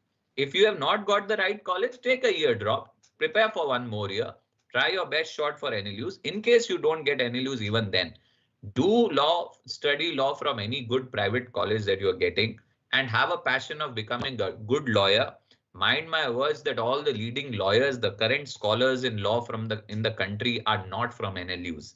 The Supreme Court judges, the High Court judges, the top law scholars, are the Attorney General is not from NLU. So NLUs are there, you try your level, but if you don't get it, don't lose your heart. Study law from any good private college. And then, yes, now the only difference is that NLUs give you a solid platform, the name that you require in the field to fetch you a good internship opportunity, to fetch you a good job. But doesn't matter. If you go to any other college, you'll have to build your career on your own. You still have your 5 years with you. You can build your CV. You can take participation in a lot of moot court competitions. You can present your papers in international publications. You can do so much on your own. And that will make you a good, good choice for all the law firms in the country. And you would still fetch a good job. So that is my point. Like, I don't believe in switching careers, basically. I beg to differ on this point. How to become a judge? Yeah, so now the other question that the guy wrote, that how to become a judge. Now, obviously, that becoming a judge, although is not a priority choice for all the NLU students, everybody wants to earn good money and go to corporate sector, where all the suit boot, drive a BMW 7 Series and, those kind of lifestyle. Now, judge has a very low profile, basically, is usually cut from the social circle, but still, if you want to become a judge, you need to have a law degree with yourself. So basically, it can be a 3-year law degree as well after graduation, and a 5-year law degree, which NLU offers. Any of the law degrees, if you're finished, even in the 5th year of your law college, you can fill the form for RJS. So basically, to become a judge currently, you do not have any all India exam for judges. You have only state level exams. So like UPSC is conducted for all India and RAS, RPSC conducts for Rajasthan. But for judiciary, you have only state judicial services option. So in case you want to become a judge in Rajasthan, then you have to write Rajasthan Judicial Services Exam, RJS, after your law course. And simultaneously, you don't only have to stick to RJS. You can simultaneously appear for DJS as well, that is Delhi Judicial Services. So basically, any state that shares common language with Rajasthan, that is Hindi, because the one paper in the judicial exam is of language, your local language. So basically, you would not be able to write the judicial services of South India because you would not be able to answer the language paper of Telugu or Malayalam or something. But the North Indian states, you can write like you can write Uttar Pradesh Judicial Services, Rajasthan Judicial Services, you can write Madhya Pradesh Judicial Services, Delhi Judicial Services, and these few states you can write the Judicial Services exam after you finished your law. Or you can start preparing for judicial services even in the 3rd year of your law. So 2 years you prepare simultaneously with college, and as soon as you finish your law degree, you just appear for judicial services, and the exam takes place in 2 phases. Maybe like you become a lawyer and then you practice for a couple of years, and then later on they automatically convert you into a judge or whatever. What is that process? So basically not 2 years, the process to become directly additional district judge, that's ADJ, that's a constitutional post. So you need to have a minimum 7 years of practice in the court. So then you can be considered for elevation directly to the post of ADJ, right? Okay. In constitution, if you have even a provision of becoming a high court judge that ways. You need not to be a lower judicial officer for that. You can even be promoted as a high court judge directly if you have a 10 years practice in the high court of that state. Okay. So that is the way of promotion. Thank you so much. Nikhil, there is a very quick question. Is CFA good for getting a 10 lakh rupee salary? And I want you to quickly answer this, and then we'll wrap up this session and take the common questions post this. Yeah, there's a post going around, even the LinkedIn. If you, I think some of the students might have come across that CFAs are earning 44 lakh rupees as well. So if you actually dig down in the post, you will realize that that person had a 6-year experience. So it totally depends on, how much you are actually into the market. And since it's a finance field and it's core finance, obviously having the knowledge, having a degree of, CFA and having good knowledge of finance and with all the applications which are required in it, obviously you can easily crack a salary of 10 lakh, 12 lakh or whatever. Even a CFA level 1, if you have cleared that, it makes you eligible for a salary of, let's say, starting package of around 5 to 6 lakhs. And as you clear your levels and as you, develop that expertise, obviously the packages are definitely going to increase. And for a CFA charter holder with some previous experience, even more than 10 lakhs is what you can, get from the market right now. So, but I mean, 10 lakh is easily possible, right? Yes, absolutely. Okay. All right. So I think I'll wrap up the session and close this one and open this to generic questions also. But thank you so much. All three of you were wonderful. You brought in amazing knowledge and you added a lot of knowledge to me as well. So thank you. Super great work, guys. And let's keep doing this as we move forward. I want to see you guys continuously supporting us for years and years to come. And super wishes. Thank you so much and have a good day. Thank you. Paresh. Thank you. Thank you, everyone. See ya. Yes. This was a fantastic session. Sorry. We now reached the last session of the day, which you all have been waiting anxiously. The Q&A session. The speakers for the sessions are Mr. Paresh Gupta, Dr. Pooja Gupta, Mr. Tushar Saini. The speakers are kindly requested to come up and answer all the questions of the students.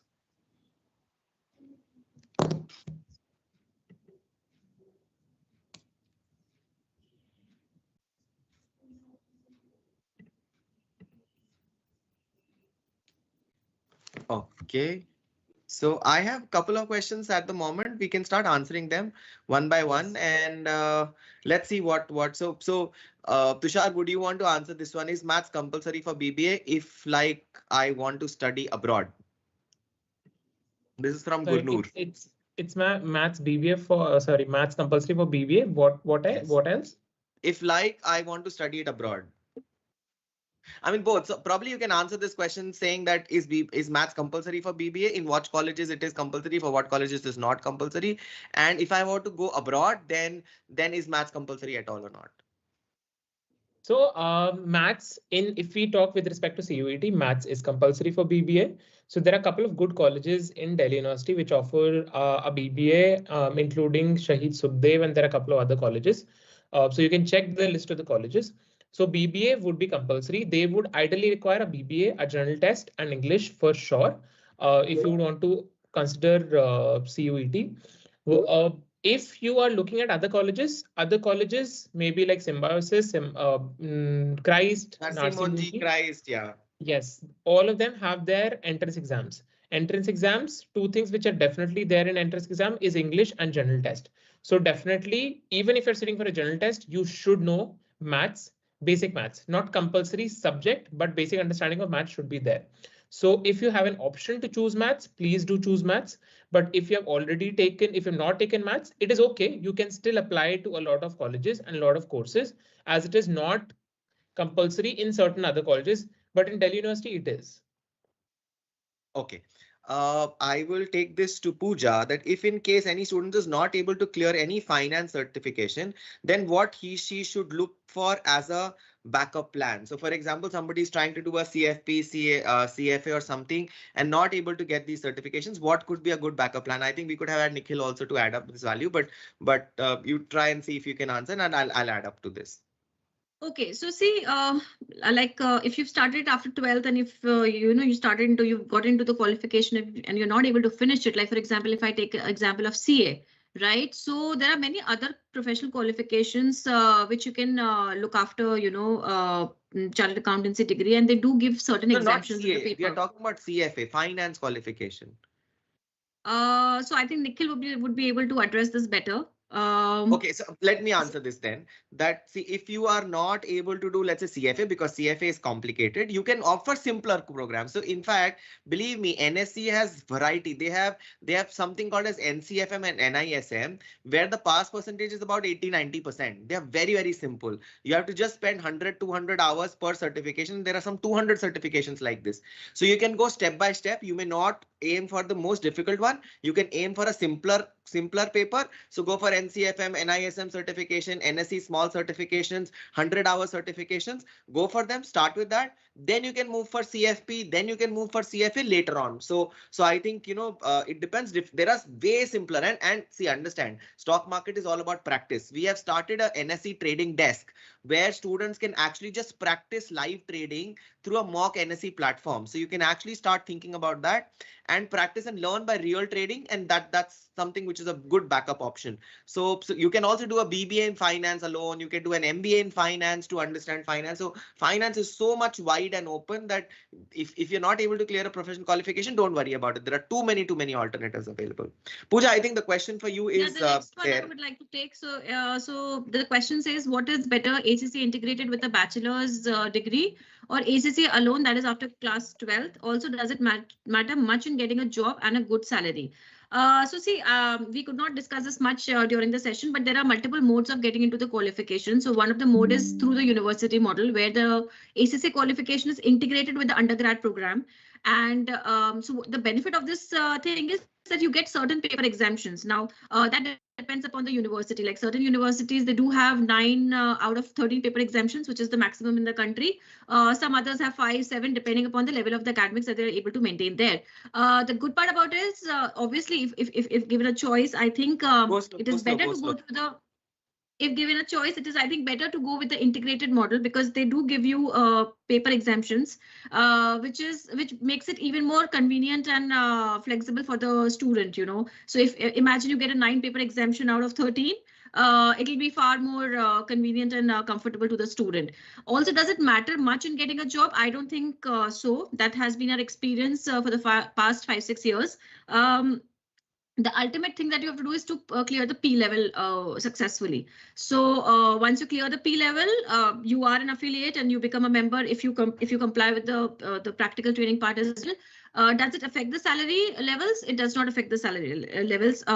Also, in my experience. Also, having said this, yes, you do lose a chance to grab the All India ranks because, you know, getting All India ranks in the first 9 papers is far more easier than, you know, getting ranks in the last 4 papers, which are the P level papers, which are the final level papers. So if you're academically too sound and academically too intelligent, then probably you can go with that model. But again, it is to each its own.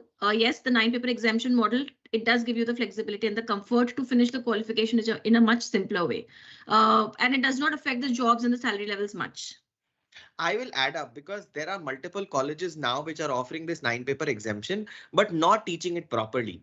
So what you have to understand is select the college which is teaching these courses rigorously, and majority of the colleges are not teaching the professional level papers. So I think very few colleges are teaching the P level papers in the syllabus. वो first 9 paper का exemption लेते हैं, थोड़ा बहुत पढ़ाते हैं और छोड़ देते हैं. And I think that is where the problem lies, Bhavya. So what you have to understand is go to a college जो बहुत seriously ACCA को पढ़ाता हो. That is number 1. Okay. और नहीं तो फिर तुम्हारा foundation खराब होगा तो फिर then they are selling और tuition कर लो, because college में तो वैसे ही पढ़ाई नहीं होती है.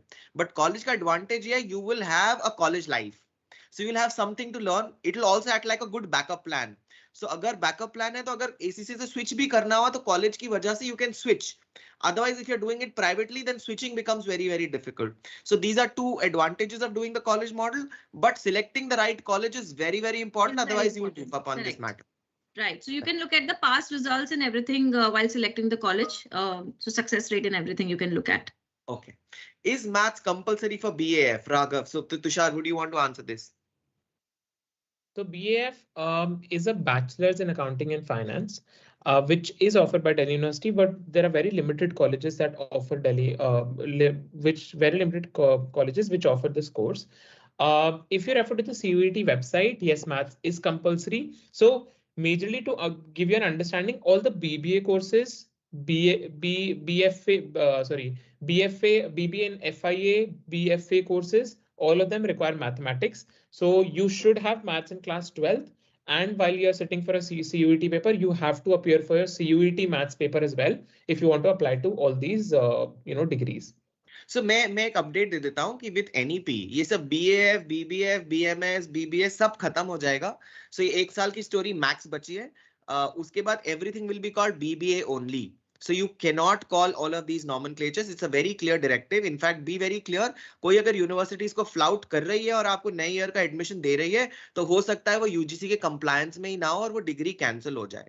right? So be very, very sure about this before you select the college, क्योंकि ये degree names are no longer allowed for any of the things, and we have a clear direction from UGC on this part. So yes, that is how it is. And maths compulsory or non-compulsory is a college subject choice. So जो college को choice है वो कर रहे हैं अपने हिसाब से. अभी तक कोई भी mandate ऐसा नहीं है कि इस course में compulsory है या नहीं है. Depends on the college. CUET के सारे colleges में है, but जरूरी नहीं है कि बाकी सारे colleges में हो. They might still be teaching BAF without maths compulsory. Okay. Pooja, this is like, is it beneficial to do CA after with class 12, and what is better, CA or MBA? Is it beneficial to do CA with class 12th? Which means okay. So I don't understand the question. Beneficial means what? So like, मतलब foundation preparation करें साथ में कि नहीं करें, and you know is it even good to do CA, और या फिर MBA वाला path ज़्यादा better है?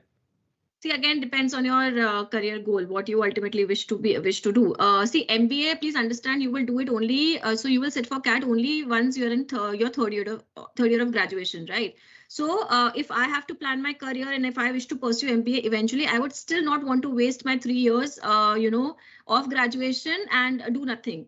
So if eventually, even if you want to get into a finance role, and you have 3 years of your graduation, you're not doing anything. So I would suggest that you pursue some professional qualification during your 3 years of graduation, and then probably in the last year of graduation, you can take up MBA, which is better. Again, it depends upon the, career choices. CA will take you more towards, the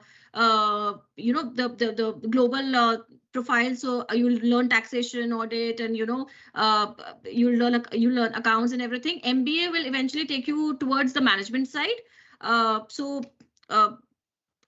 mean, to add, you would want to add something? I will answer both Tanishq and Chavi's question on the CA MBA wala debate.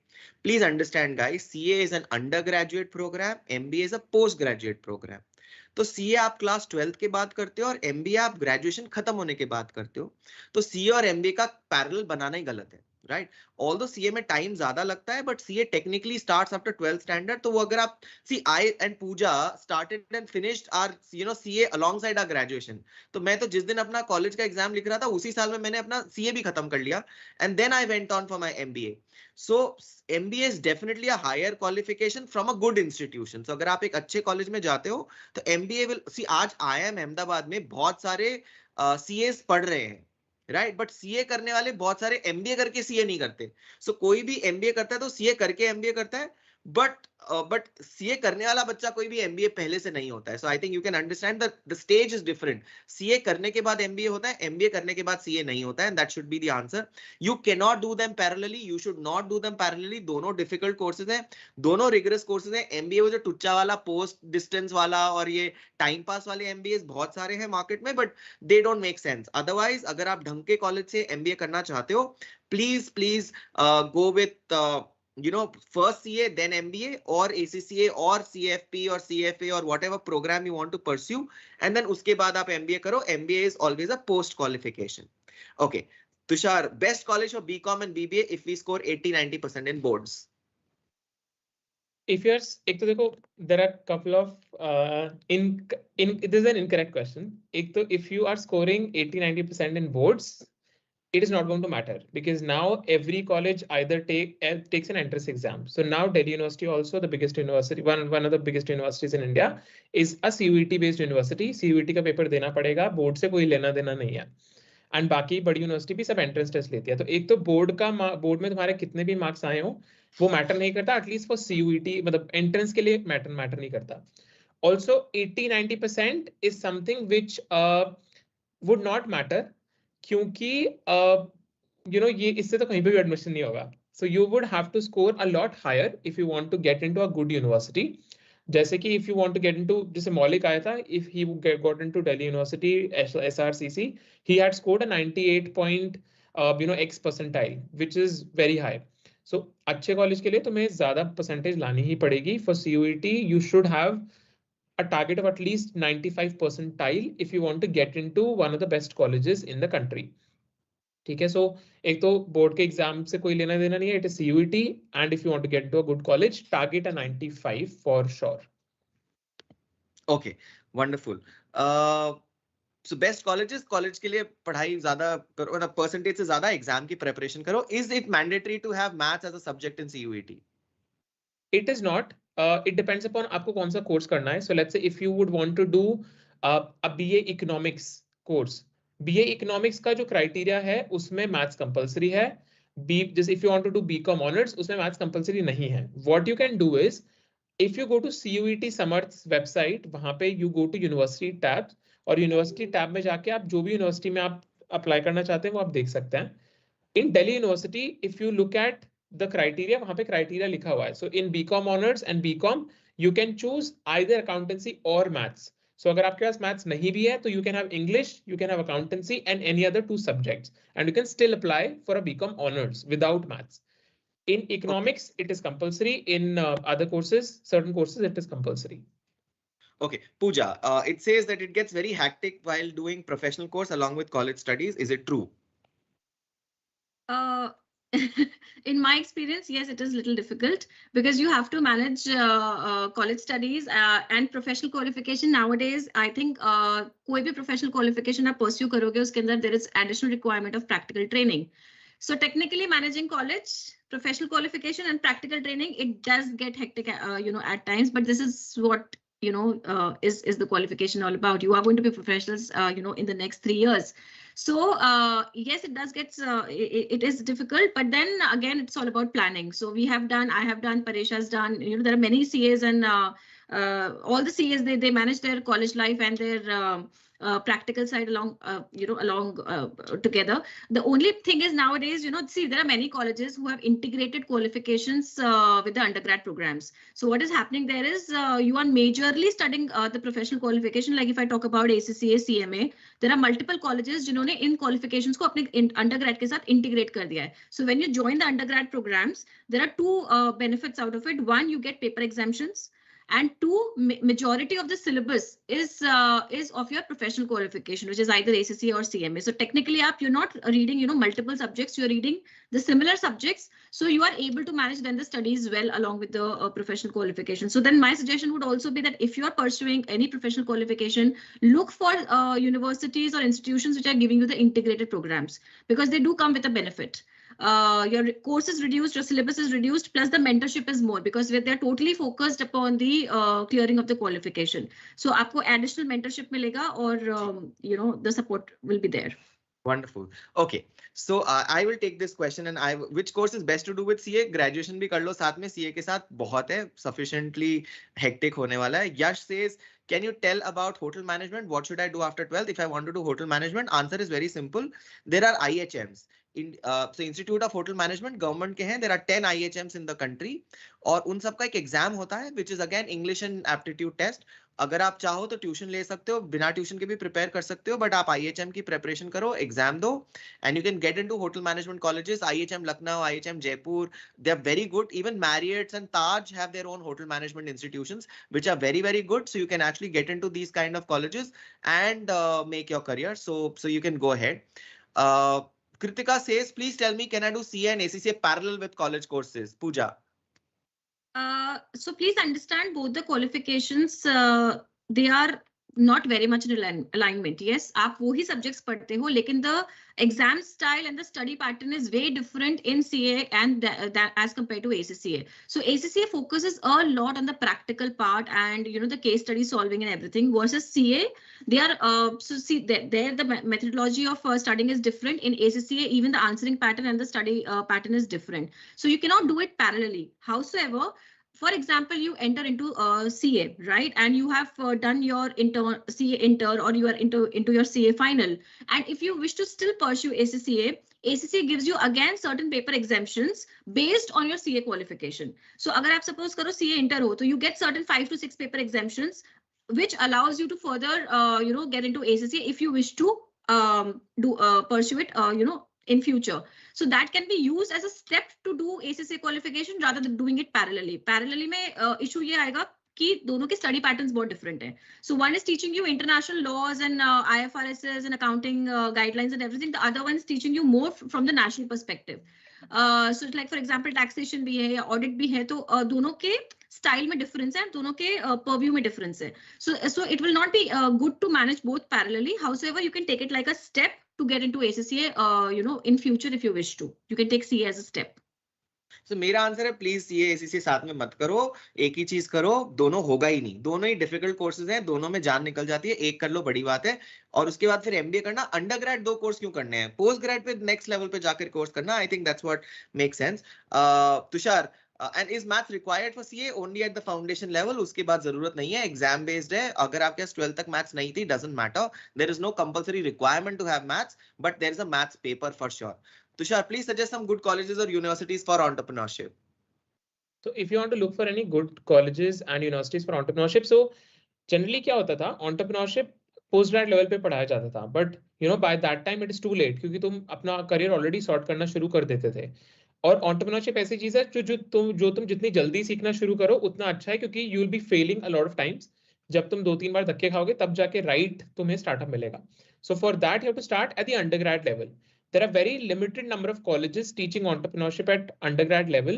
One of them is GCEC, because we have been running this course for last 5 years. There's a lot of success. बहुत सारे startups हैं, बहुत सारे startups ने funding उठाई है, national recognition मिला है. So that is also there. Very practical course which is there. Rest you can also evaluate a lot of other colleges. So try to see if NMIMS has a course, or try to see if, let's say, Symbiosis has a course. Try to go for a brand, or I try to go for a good content. So good content, as I said, what would constitute a good content? अच्छा exposure हो industry के साथ, और बहुत practical course हो, which as I said, we are also doing at GCEC. And rest, अगर कोई बड़ा brand ढूंढना, you can look for an Symbiosis or an NMIMS or a Christ. There is Bennett also. I think Bennett has started entrepreneurship courses recently. They are doing good. SRM is starting off some courses, and a lot of new colleges will be coming in the next 2-3 years to start teaching entrepreneurship. And we are working with some of them, in fact, to guide them and advise them also. Can we do CS with BCom side by side? Pooja, Ishani is asking this. She is asking this. Sorry. Yeah. Can you do CS with BCom side by side? Yes, you can do CS with BCom side by side. That's no problem. Again, it's you have 3 levels, and again the levels are like a foundation and inter and the final part. You do have practical training requirement as well. I think certain number of years are to be done.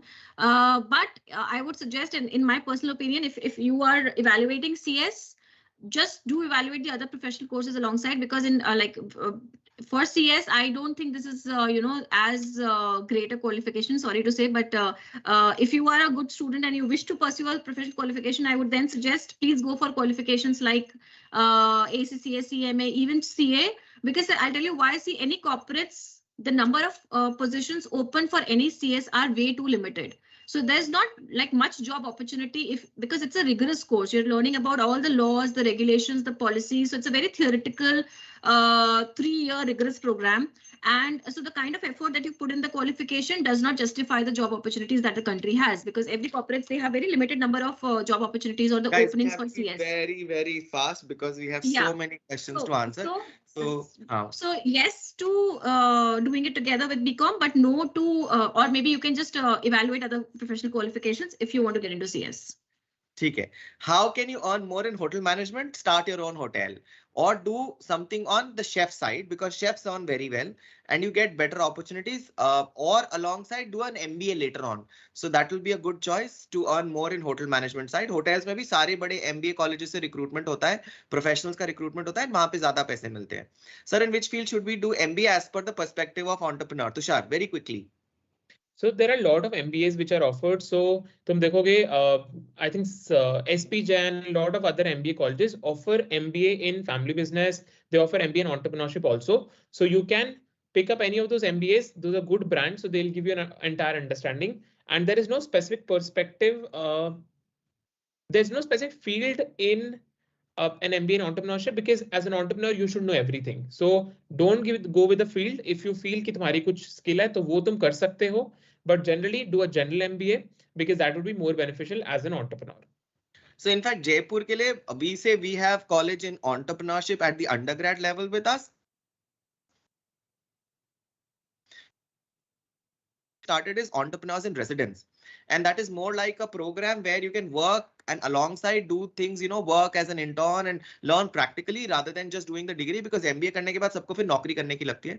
So नौकरी करनी है तो entrepreneur क्यों बन रहे हो? I think that is the thought process. So you may not find too many people offering this kind of a combination. Is CMA a good backup option if I want to do business or a startup? Pooja.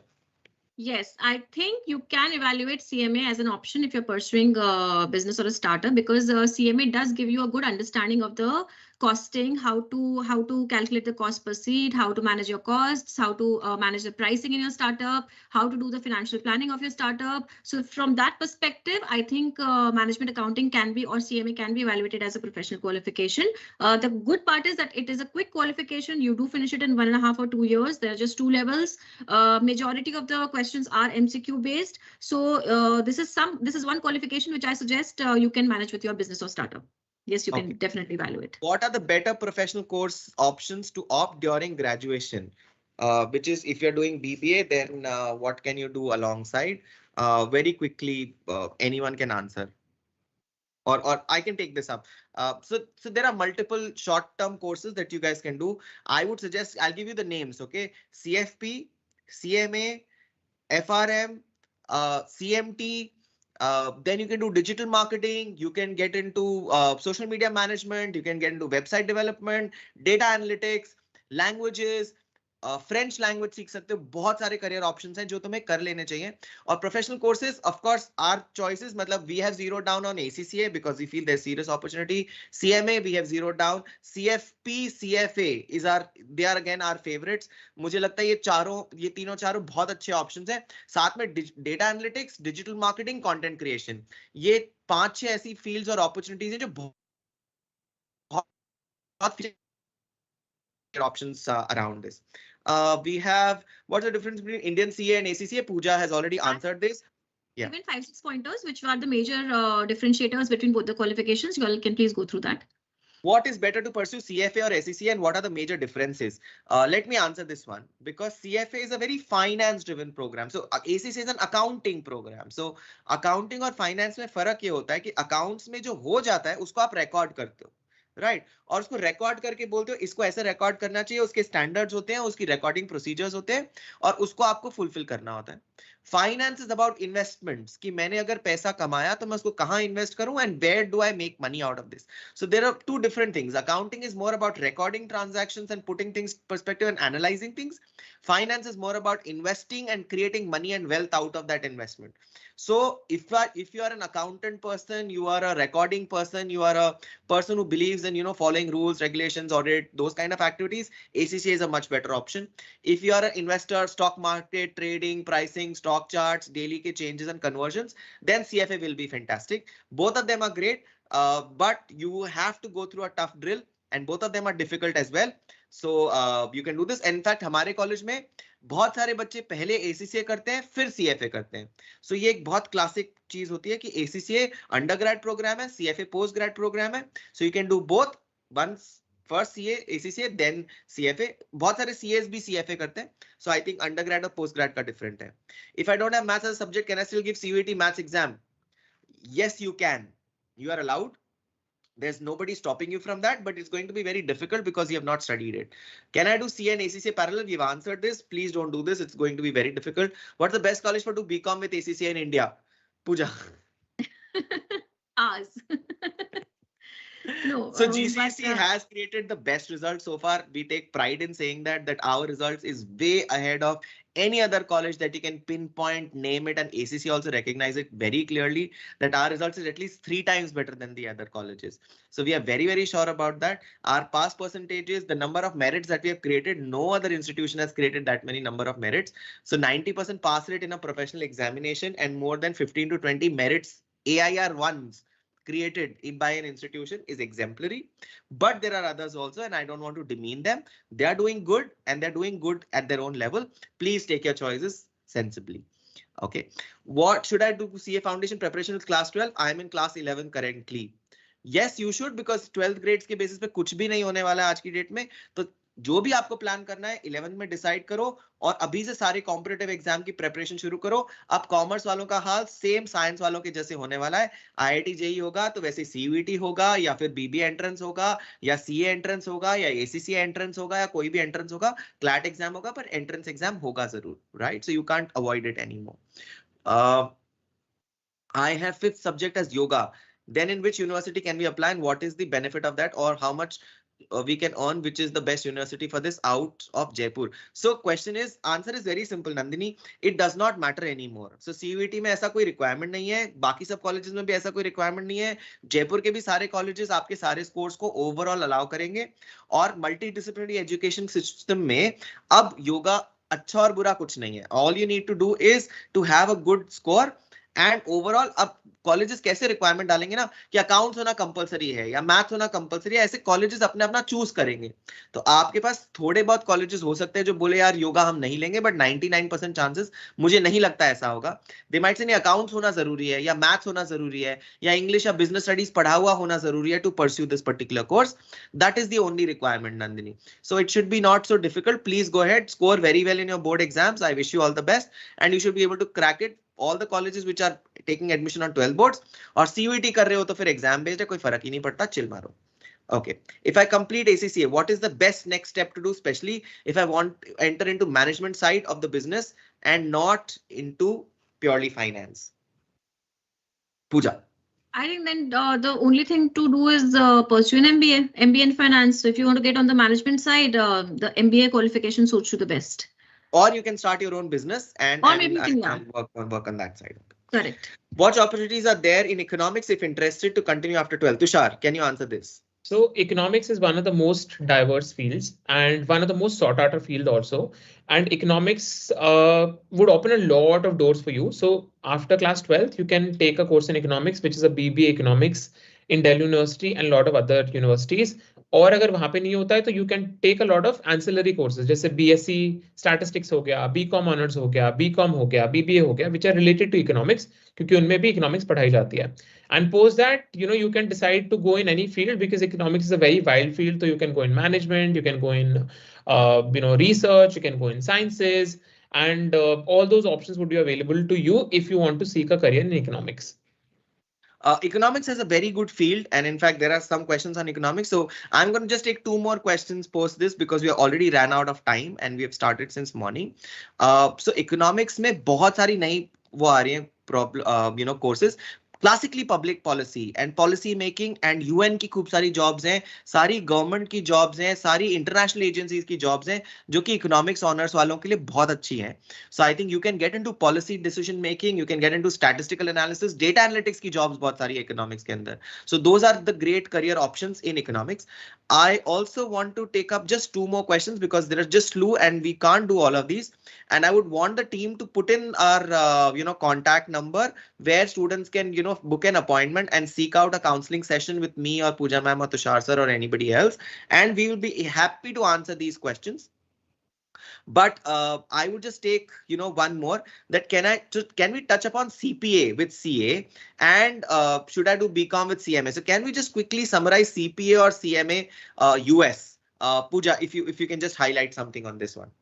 So one of the questions being asked here is, can I do graduation with CMA? Yes, you can do. And there are, again, as I said, there are a few universities who have started offering the integrated programs now. So GCEC is one of them, and so that you can do.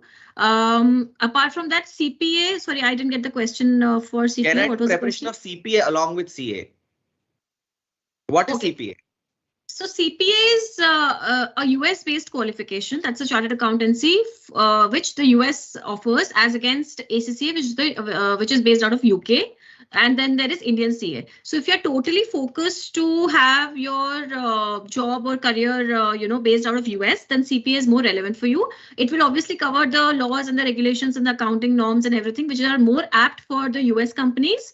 So CPA is a total US qualification. ACCA is a more global qualification, which is valid in, Middle East and UK, Europe, India, and all of these. Versus, and then CA is more India-based qualification. So CPA is, again, if you wish to settle down in US, then probably CPA is for you. Okay, so somebody says, as you said, if you want to have a startup, start early, but without any knowledge, how can I? So answer is yes, you have to work and you have to do maybe an internship. So what we suggest all our students is to work under a startup, learn practically, go there, also learn and have a course on entrepreneurship, join an incubation center, work with an incubation center, go with your idea, go to the right mentors, and you can't just suddenly start just because you have something to do. So certainly you have to have the right guidance and mentorship. So good ideas are internships, a good course on entrepreneurship, join an incubation center, join some good sessions, and they will give you the right advice. And I'm just going to answer the last question related to CUET, which is it compulsory to give CUET? If I can answer. Okay, just one more if I can answer. Somebody is asking, Arnav is asking, can I do entrepreneurship with BCom and CMA? So you can do that, Arnav.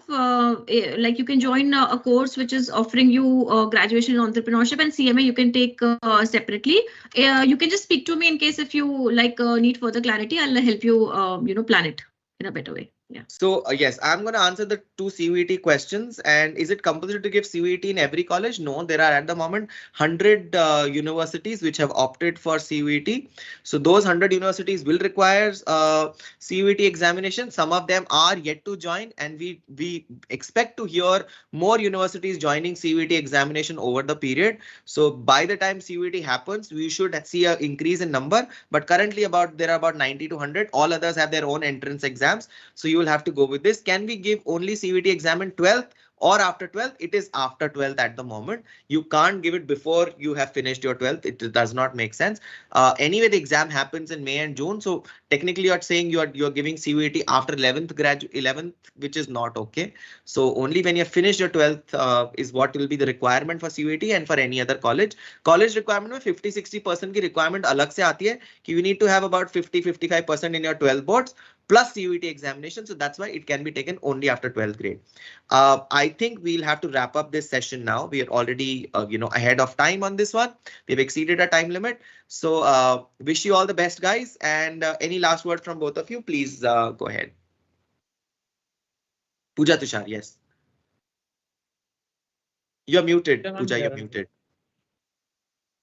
All the best, everyone. I think we could add value to your, queries and all the questions regarding your career and CUET and getting a rank in boards and everything. So this is the, I think, 8th edition, what we are doing now. For the last 8 years, we've been doing it, and it has been helpful and it has been valuable in giving insights to the students. Hope you were also able to benefit out of it.